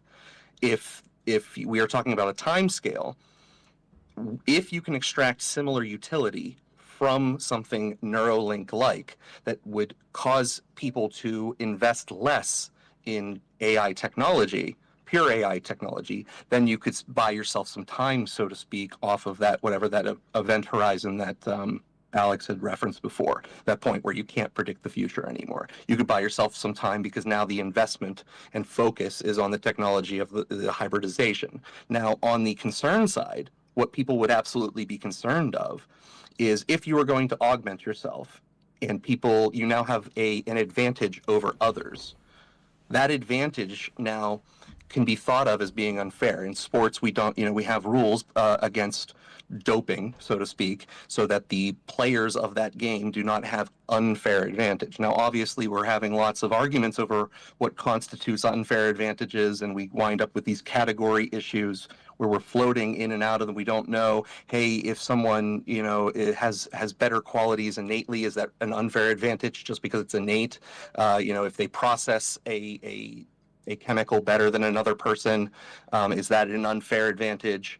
Et cetera. We don't have those all clear and honed out. But if someone has now an artificial Neuralink type augmentation, is that an unfair advantage? Is that an unfair advantage depending on how far the technology is along in the hypothesis or the hypothetical situation? Is it an unfair advantage for them to play games of intelligence like chess, games of strategy, things like that? If people in the workplace now have an advantage, is it an unfair advantage that is now pushing others to have to get these augmentations in order to participate in society or in order to survive? What is it that their comparative advantage can offer a marketplace where everyone else is participating in these augmentations? And that sort of feedback loop, the augmentation feedback loop, giving advantages to other participants in a long-running game, is something that changes humanity in its own nature, but it's a technological change that we have experienced sort of analogs to throughout our entire existence, but it would be a unique analog. Gator, the thing to keep in mind is that what you described about, again, the idea of like, well, if I'm more competent, then I'm taking away from your opportunities is a zero-sum concept, I did say right? comparative advantage. I said comparative advantage, and you're talking about the people who are currently not participating. So it's not a one-to-one. Let me complete the thought. If we think like there's only like 100 jobs at Goldman Sachs, then yes, all the people that will get those jobs are probably going to be augmented, and the people who aren't augmented are not going to be getting those jobs. But if we think about it as you have people who are able to contribute with inventions and creation to the future of humanity, then everybody gets the benefits of that. But also think about the twin threat here from the bottom up, right? Because AI today, non-human AI, right, completely cloud-based AI is eating jobs from the bottom up. So it's not like the choice, and this is, I think, the really important thing about the trade-offs here, that we're talking about sort of AI cutting us off from reality. So maybe if we don't want to do that, we should focus on the actual reality, and reality is about trade-offs. So if we all agree that these things are possible, the question is not if, but when and how, right? So we would want these things to be available to all and not sort of hogged by a small group. And I think Elon controlling technology in its early stages can make a difference there, for instance. Or,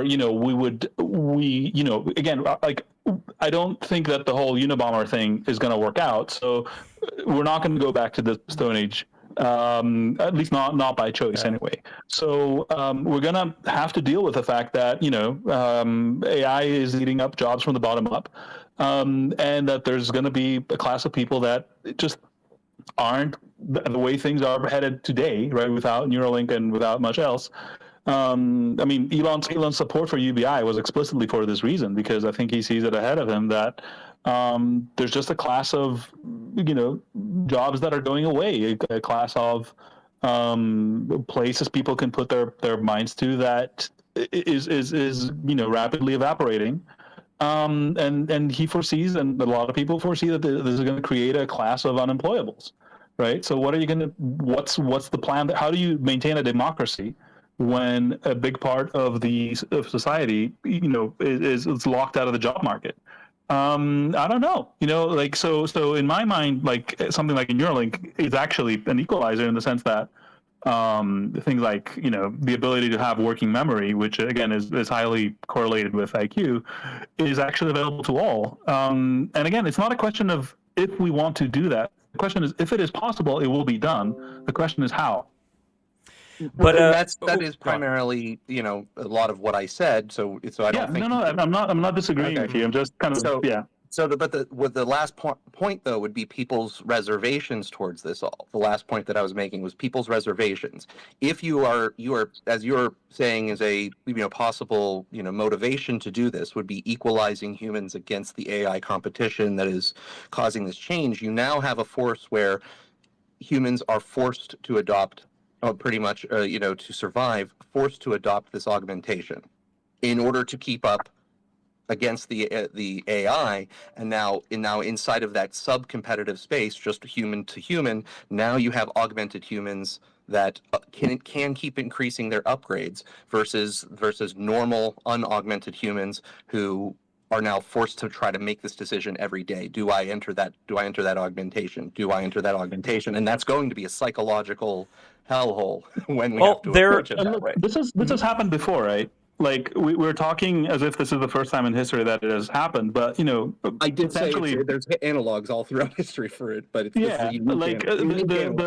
potentially singularities have occurred before, And I would offer up the transition to farming as one of those, right? Because once a society starts farming, at least what we can tell from the record right now is that longevity over the individual decreases. It's actually worse for an individual to live as a farmer who is subject to the weather and is stationary in one place and whatever.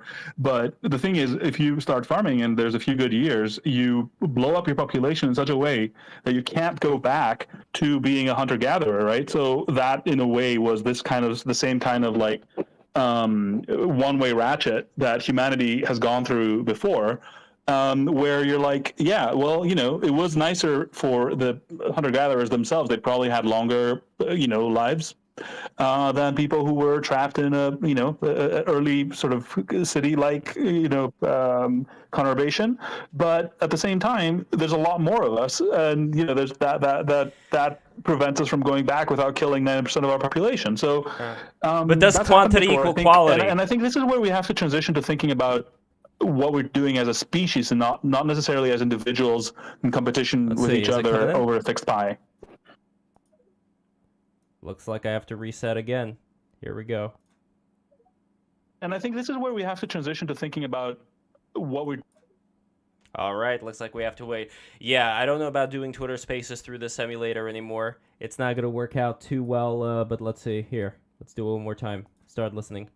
Elon is actually doing.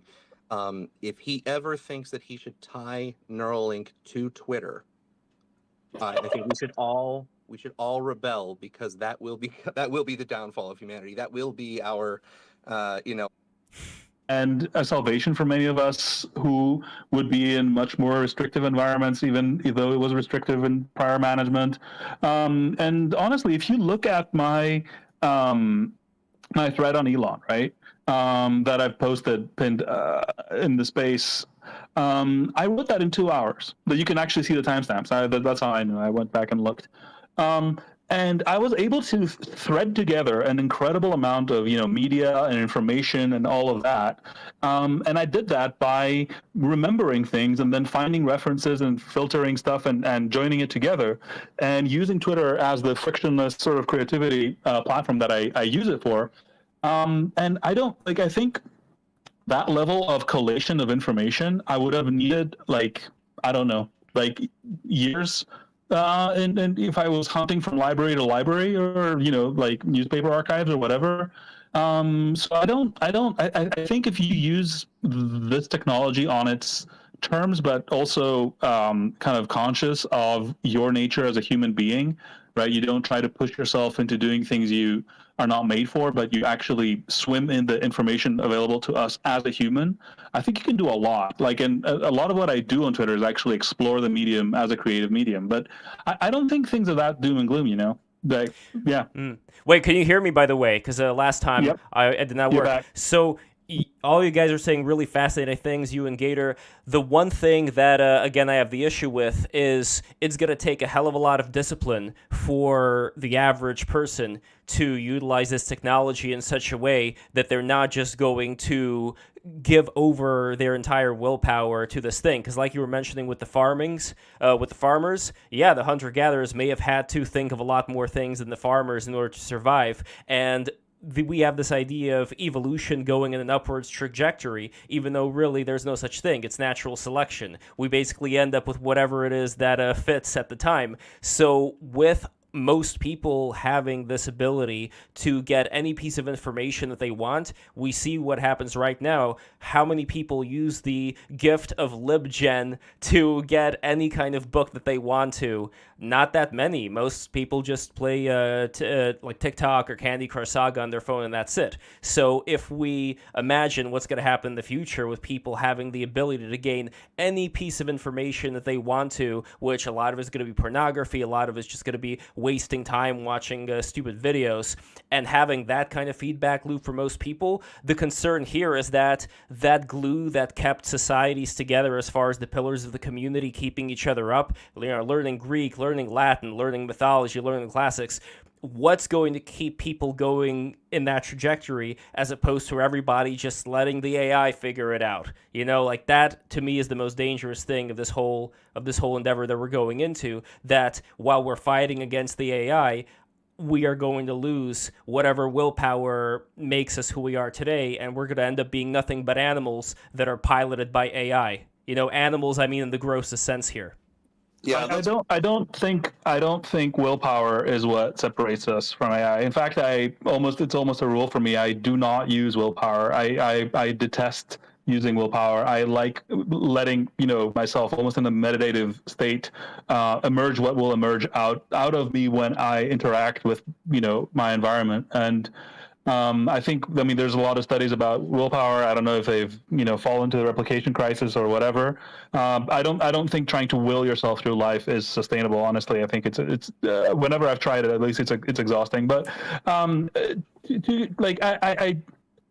your other point, just consider what's happened over the last few years, right? Like humanity had been, at least that's my model, right? And I know others might disagree. Humanity had been under, a fairly unified narrative. During the Cold War, it was two narratives. And afterwards, it was again one narrative, and then and whatever. And none of us could put the pieces together to figure out what the hell is going on, right? A lot of things happened that we all thought were one way, and then all of a sudden now we're like, hey, wait a minute, was that what we thought it was, or was it something completely different? But over the last couple of years, random people, like people who have never met, have been able to put things together. And I think what we're witnessing right now is an inability of the authorities to take control of the conversation, and they've tried like hell. I mean, Twitter files are basically, a chronicle of that. And technology has actually helped us put together the story in far more compelling ways than whatever it is they've been trying to say. And that's why they're making a fool of themselves over and over. Like, that's why every report that comes out of the CDC has been torn apart in a few hours. And yeah, most people don't know about it yet, but a lot of us do. Right. And so I think, technology, especially Twitter, even though we all love to hate it, over the last few years has really helped humanity keep its sanity, weirdly enough, and wrest control from the powers that wanted to guide us a certain way. But there are also a lot of people who have been misled, and a lot of people who ended up in all kinds of bubbles. And when it comes to... And they always have been, right? Like, how do people go to war? Like, just think of the simple thing of, like, people going to war, right? Like, what level of information control does somebody have to have over you to convince you to take a gun, right? Go to Belgium, jump in a trench, and start killing, people from the other side of Europe? No, I know. Like back then, during World War I, we certainly were duped into that kind of situation. But still, when it comes to a person utilizing their memory, I know that you're not that big on willpower, but I can just imagine that in several generations of babies being born, where the AI takes care of a lot of the decisions they have to make in life, it's very strange for me to imagine that something like that is not going to have some kind of a effect as far as the babies that they're going to have and so on and so forth, that's not going to result in some kind of a devolution, if you will. Meanwhile, the nanny artificial intelligence is corralling all the people into doing whatever it is that it thinks is best for them. It reminds me of the conversations that were being had. I'm sadly not as aware of the philosophy of my country as I should be to give you the proper reference. But in the time of Socrates and Plato and whatever, they were having a lot of this kind of conversation about writing, right? About how people's memory is fading away because now we can write things down. They were right. They were right. They were right. Sure. Okay. But we're still here, man. We're still human. We're still doing our thing. It's different. It's not, I can't, tell you a rhapsody off the top of my head like they could. They could recite Homer nonstop. But I'm doing a different thing. Right? But okay, no, look at it this way, though. I understand what you're saying, but you're talking about a very interesting thing here, which I think is kind of like the core of this conversation, which is what I brought up earlier. we have a very limited range, like Graham Hancock always calls us, a species with amnesia. We have an extremely limited range of information, even right now with putting all the pieces together on the internet. And I think we put ourselves in the corner when we imagine that the only things that human beings are capable of are the things that we've experienced today, that we've experienced in our own company, that we may have read about, like some smart guy figuring something out. And then we just put a wall there and we say, okay, this is as much as humanity can go without the aid of technology. The only way it's going to be able to cross the great filter is through technology, is through being able to attach themselves to artificial intelligence. I would argue that, at least based on certain things that I've personally experienced as far as other things that I read, and no, this is not a materialistic scientific view of reality, but I think it's a very important one nonetheless. I don't think we should limit ourselves, and I think it is very important to look within as far as finding a potential solution to this conundrum of artificial intelligence. I was going to agree with you until a few years ago, and then Sam Harris happened, and then... Oh, no! No, I want to... Listen, I want to get Drew back on this as long as we stick to the conversation of Neuralink and the family stuff, all that. That's, like was talked about by Gator, that's not the important stuff. We shouldn't judge them right now based on the motivations, just the actual thing at hand. That's what I want to talk about. So I know, Drew, if you have anything to say as far as consciousness goes, as far as what we've been talking about, the negative potentials of Neuralink, certain things that I may have been bringing on here, let me know what's on your mind. So yeah, I've got dinner here in a second, but just wanted to put in a few final ideas for you guys. As far as what Elon's actually been doing recently, especially in regards to Twitter, is, it does, I'm a big fan of what he's doing as far as, making it less easy to get banned. The Twitter files things is cool. My concern is always, as far as, the original question of being controlled opposition, my mind always goes to, what worst case scenario, what could he be leading us into if, he's giving us all these nice things, what could possibly go wrong? And I think what concerns me about Twitter specifically, I know it's not necessarily Neuralink, but it's, the fact that he wants to make it into a WeChat-like app where it's, where you have everything in one place, so all of your transactions and all social interactions and whatever. And then his main thing basically has been getting rid of bots. And how do you get rid of bots? You need to verify each user. And the whole focus on the blue check mark, reducing any chance of being anonymous on the website. And, basically if the Twitter X app does, if it does become an everything app like that, the potential for a Chinese social credit score system, goes through the roof. You only have to do, regulate one app now. Which, is a potential liability. And I think in general, that's my ultimate concern with Elon Musk is, his persona and his branding is all really cool. He did way better than, Bill Gates and the rest of them, Bezos. He's definitely way cooler. Robert Downey Jr. did base the character of Iron Man off of him, admittedly in interviews. So he does have the benefit of having the most expensive movie series of all time, have him be the savior at the end. And I think it ultimately leads to a technocracy situation, which we talked about before with the grandparents. But I mean, I don't think he would disagree. If you asked him about technocracy, I don't think he would say he's opposed. That he's tweeted multiple times, like I said, that he is for it. And that type of authoritarian system is my concern. Yeah, I think we need to define our terms, because honestly, I should start there. I actually agree with your concern. I've said this before, I kind of alluded to it earlier. I think I'm hopeful that he will realize that the centralized approach is a time bomb. And I think Jack actually has made the case to him and to everybody about how, if you have a centralized point of control and failure, that point is where they're going to sort of focus to leverage. So I'm hoping over time he starts to listen to Jack a little bit more. I know Jack failed us, but he also has 10 years of experience with this whole mess, and he knows deeply how it ended up. And has the things he's saying today are quite wise. So first of all, I agree with you that is a risk. I think Elon's motivations are coming from a time in the 90s where he was thinking very differently, and he hasn't updated that. So I'm optimistic. I will say that there is no banning of anonymity on the platform, not mentioned and not in practice.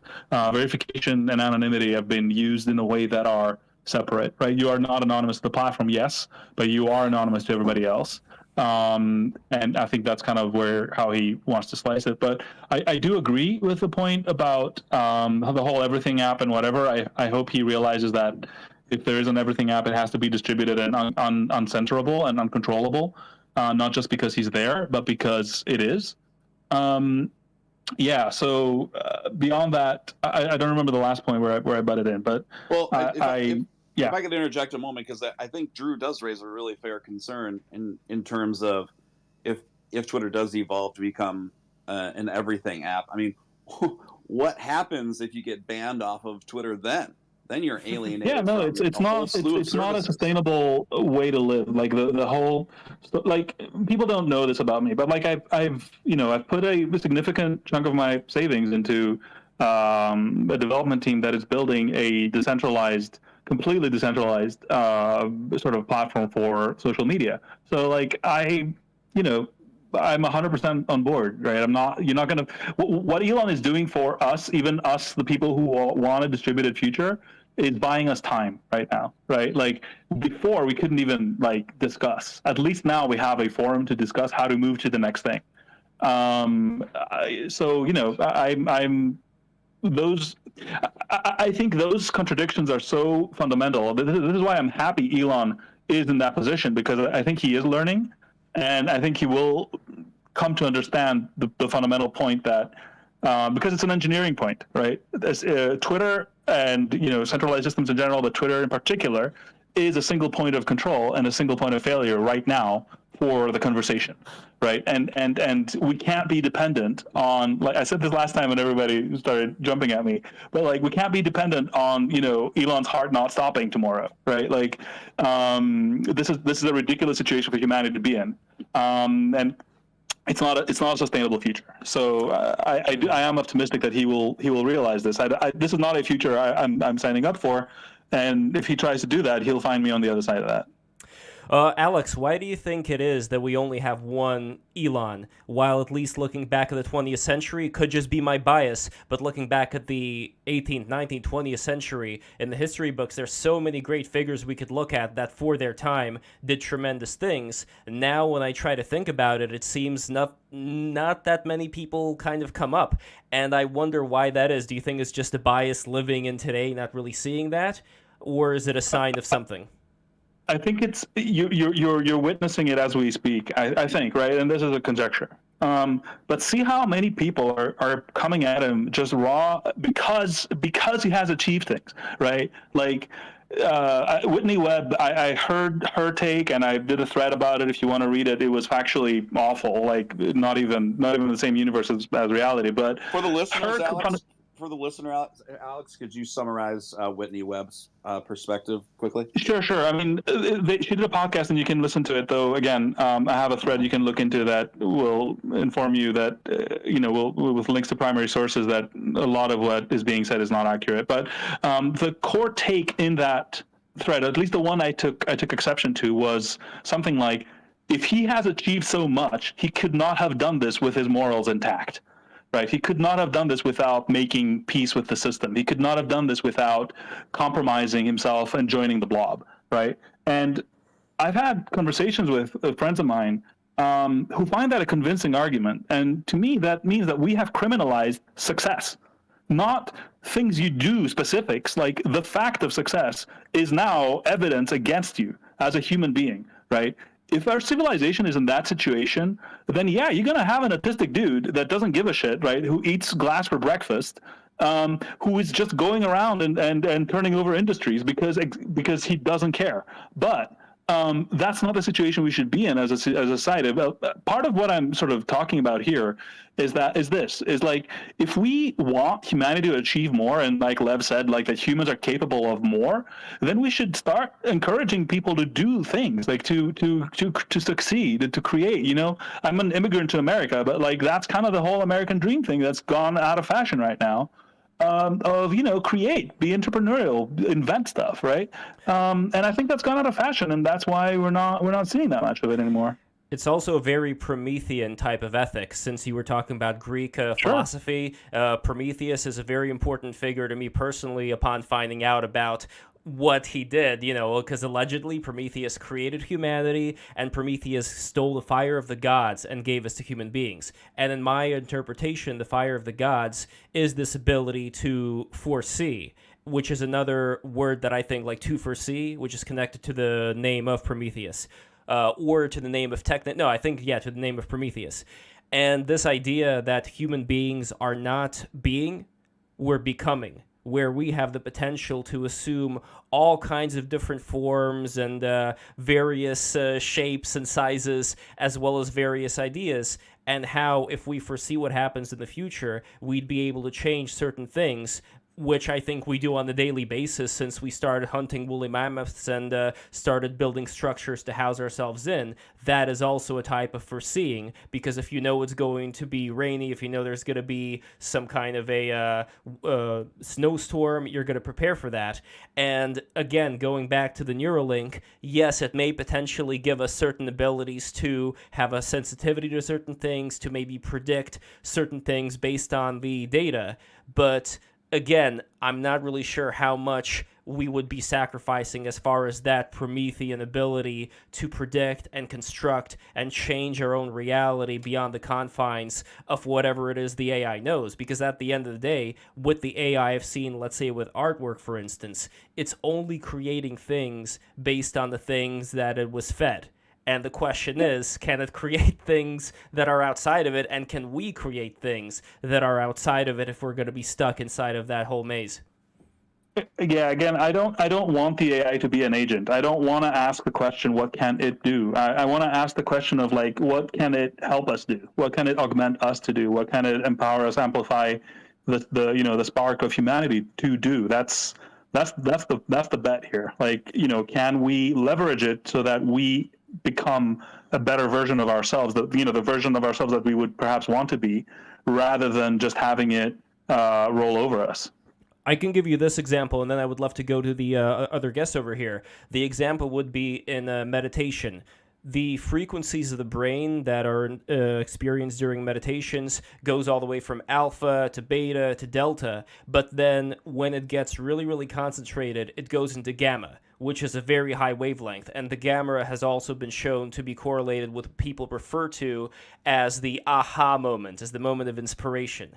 And there I see something very interesting. I see people who are going into a state of absolute concentration, nothing to distract them, no screens, and it is in that state that they're actually able to achieve something very inspiring. And again, if there is something that's going to be, you're going to be strapped into it, it's going to be inside of your head. If there's going to be something that's constantly going to be working its code in the background, will getting to that moment of inspiration be as possible? I'd say it's already not as possible now with all these devices around us. You know, I have to go into a separate room or whatever, away from all of this stuff.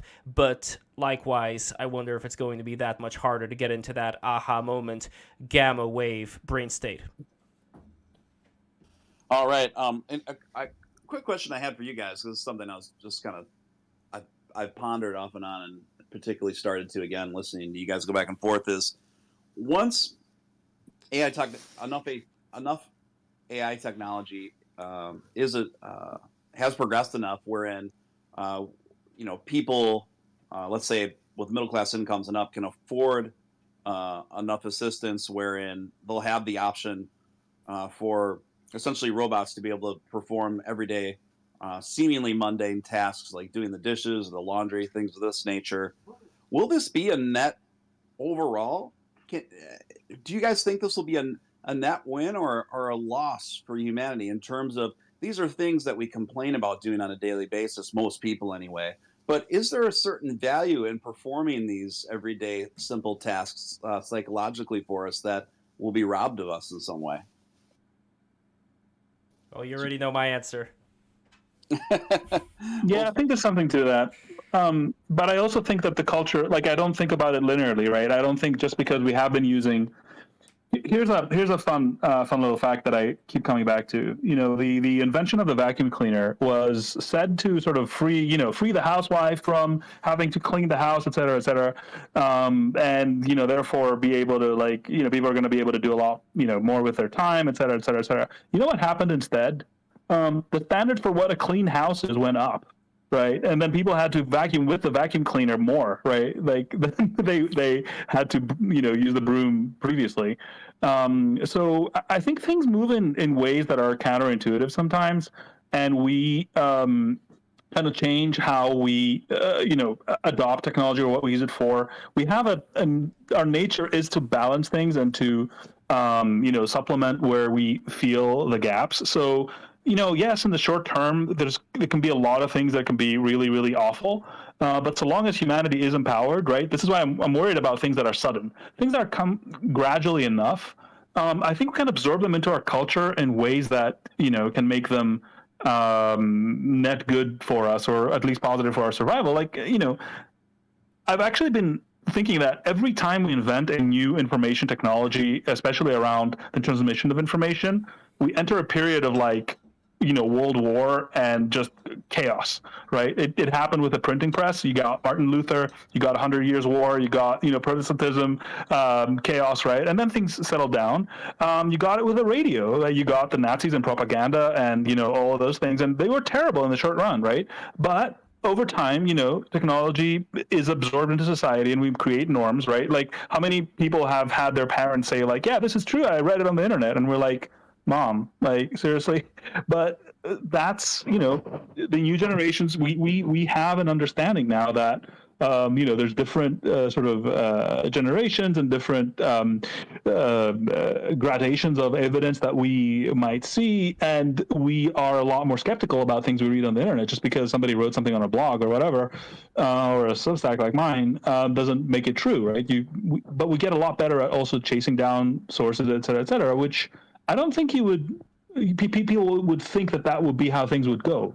And yet, I think we're seeing at least the early stages of our culture absorbing this new technology. And, we're creating words like memes and influencer and, mass formation and blah, blah, blah. Like, this is a vocabulary we're building to process what is happening. And I do think if we don't have a catastrophic event, that's what worries me. If we don't have something sudden, I think we will find a way to absorb and sort of adapt the technology to our needs. Lev, what do you say? Well, as far as catastrophic events go, the next meteor may be due before we know it, which I view as the eternal Etch-a-Sketch board, if you will. Once things get too complicated, it just, the great reset, as it were, happens. But I don't know. I mean, when it comes to having the ability to use this in a responsible manner, much like having somebody who has access to LibGen and downloads all these books and reads them on a device that's not going to harm their eyes. I'm talking about myself, by the way, because I use this Kindle-like device, but it's this Chinese thing, 13-inch tablet called BOOX, I believe, Books Max something or other, and I use this Bluetooth controller to flip the pages. The reason why I'm saying this is I was able to figure out a way to leverage technology in such a way that it's not going to hurt my eyes in the long run if I'm looking at an e-ink screen, while at the same time, I actually come up with a better way of reading books because I'm not bending down, I'm not making my spine worse,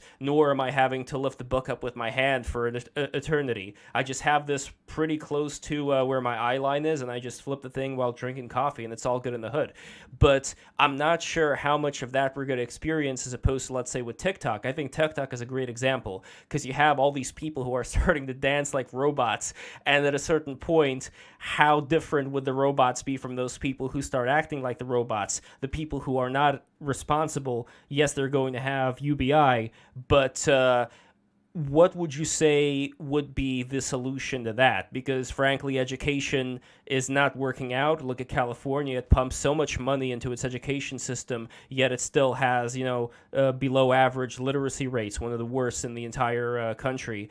And obviously there's a lot of issues there with, the teachers union and so on and so forth. But if we're being super realistic about it, I'm not really seeing the majority of people being able to lift themselves up by their own bootstraps as far as using the technology we have for the advancement of knowledge. But I could be wrong. I don't know, where do you see that part the majority of people never was, right? There was this person who, I don't remember now, I think some professor in Harvard, who asks his class, if you were living in Nazi times, would you have joined kind of the party, or would you have been part of the resistance? And raise your hand if you would have been in the resistance. And everybody raised their hands. And he's like, this is not possible, right? Of course you wouldn't. You would be all members of the party. Are you kidding me? Right? Hashtag the resistance. Hashtag resistance, yes, which is not resisting very much to anything of note. But the point is 90% of humans are gonna be, normal people who are living normal lives and aren't reinventing the wheel. And that's okay, honestly. But I mean, there's even, I'm trying to remember this now. This formulation, I think it's from Bostrom, that I find humorous but true, which is that we are the dumbest possible species that could develop civilization. And this is a self-evident statement, because if we could have done it earlier, we would have, right? So you develop civilization the moment you cross over the threshold of collective intelligence, that you can do that. So by definition, since we've done that fairly recently in evolutionary time, we are the dumbest species that could develop civilization. Yes and probably no. couldn't do it. Yes and no. There's an argument to be said, according to the scablands of the upper Americas, that there were coastal civilizations that got annihilated 11,000 years ago because of a giant global cataclysm. Multiple cataclysms. They were the dumbest species, I guess. But well, no. But this is important though, because I talked to Graham Hancock in private, and he did say he considers the Earth to have been filled by human beings and civilizations on and on and on and on. That's his whole species with amnesia approach. Because looking at it that way, I know it's not an orthodox way of looking at life, but it does kind of change how we see ourselves. Because there's this image that we see of humanity as going from these, dumb grugs into, the smart, advanced human beings we are today. But like we talked about before, with what hunter-gatherers were dealing with and their brain capacity and so on. If we look at the, Cro-Magnons, for instance, the Cro-Magnon skull is no different, or I'd say it's even better than the regular human being today.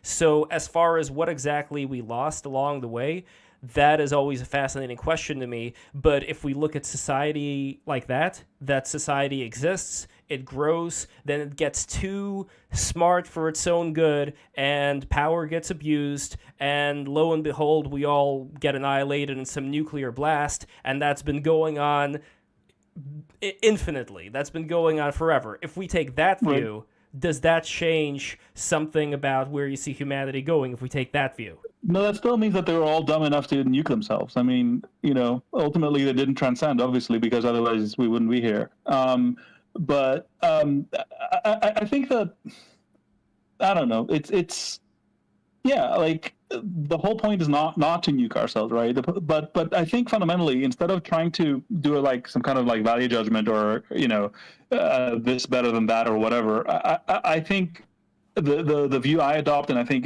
to come back to our topic, I think that's the view Elon adopts as well, is okay, we're here now, right? We're not. I'm not for deleting 90% of humanity to go back to hunter-gatherers, if that, right? Maybe 99%.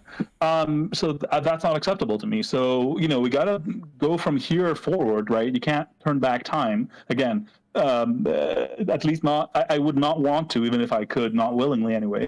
So we gotta go forward, and the question is, okay, well, how? What's available to us? What's possible, right? What's gonna happen? What's gonna get invented? Murphy's law says, if it's gonna go wrong, if it can't go wrong, it will, right? So it's not a question of whether these things are, if these things are possible. It's not a question of whether they will happen. It's a question of, are we gonna control them, or are they gonna control us? And I think this is why even to the question of transhumanism, and I know I'm sticking my neck out here, and I'm taking a position that a lot of my whatever the people who I talk to on Twitter will sort of see as beyond the pale.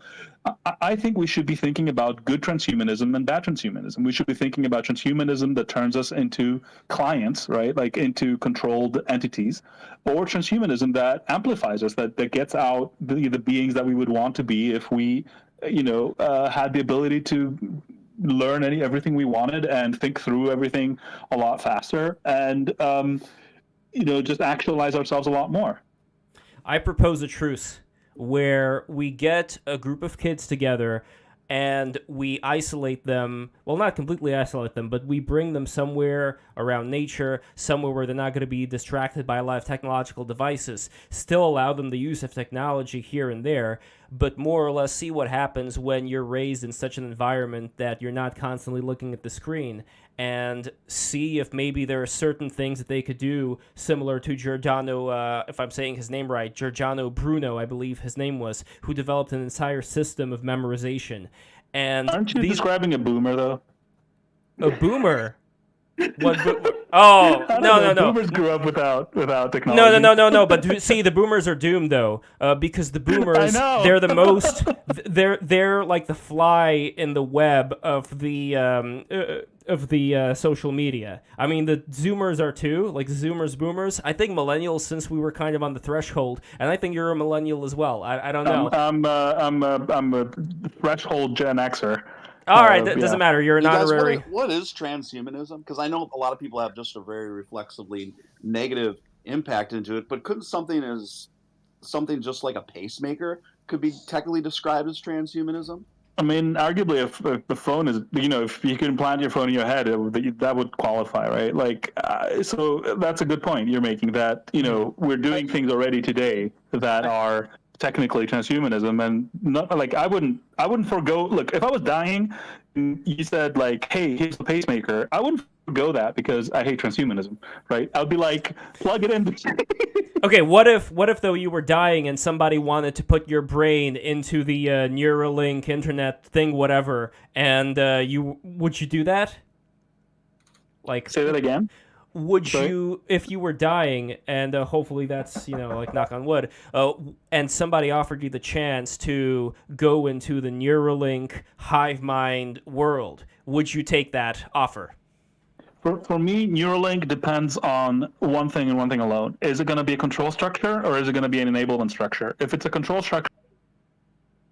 Uh-oh, SpaghettiOs. Let me go back in here. Space has ended. Oh, no. Hold on. Let me, what happened? Why did the space end? Can you hear me? Oh, unmute yourself on the StreamYard thing. Alex? Uh-oh. What's going on? See, this is the kind of stuff that we're going to deal with, so I don't think there will be other streams of this nature later on. Yes, apparently this is it. The stream is over, but I wanted to kind of continue with Alex. So let's see. Alex, what do you call it? The Twitter space ended. Not sure why.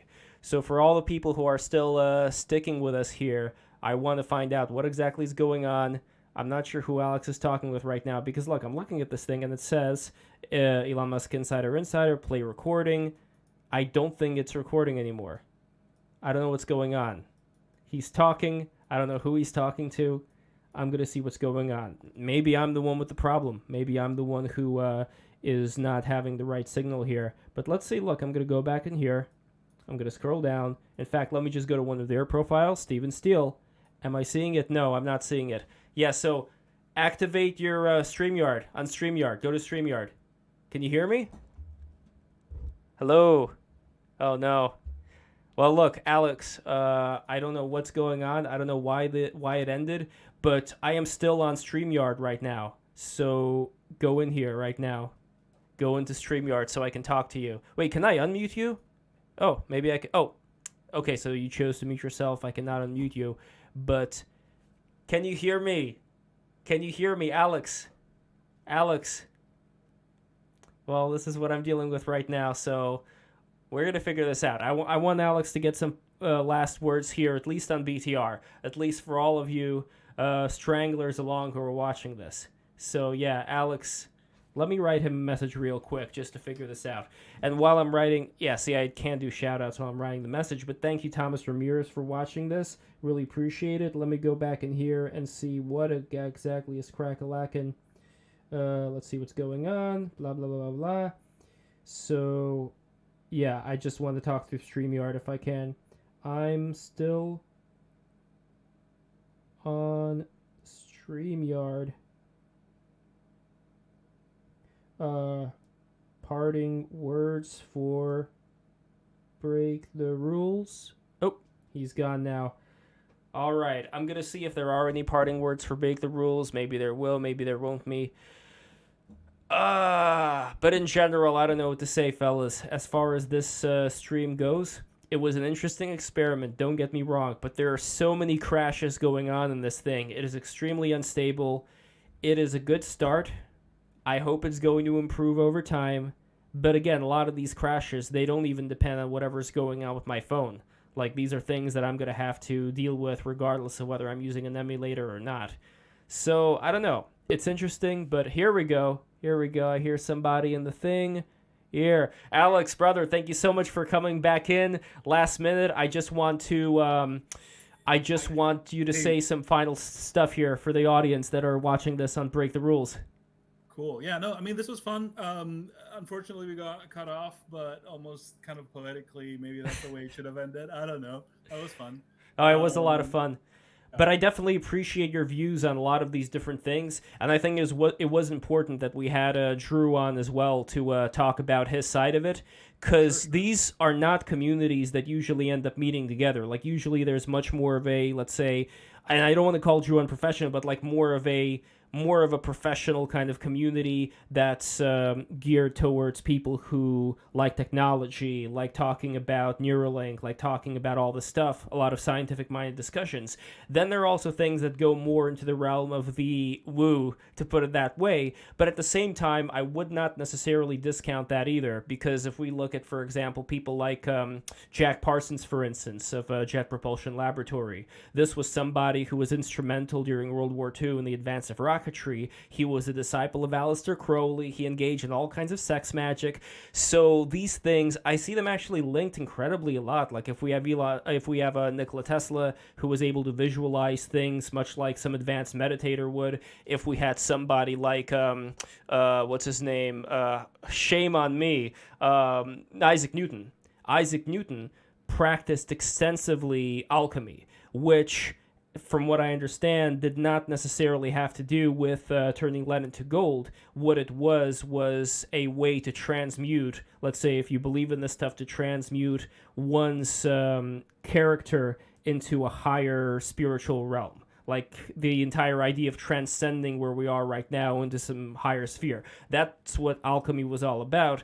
And when we take a look at these great scientists, these historic figures, they cared about this stuff. And I don't think that they were dummies when it came to that either. You know, like these are people who thought long and hard about the way the world works. We could even look at, for example, Plato and allegedly his mystery school initiation. So the point is that I think today it gets kind of embarrassing to talk about this stuff because all of a sudden we get accused of being tinfoil hatters and we have a lot of opinions that are not really well researched that end up being thrown into the mix, right? Like we have things that are absolutely unneeded to be discussed because they're not based on anything real, and it all goes together.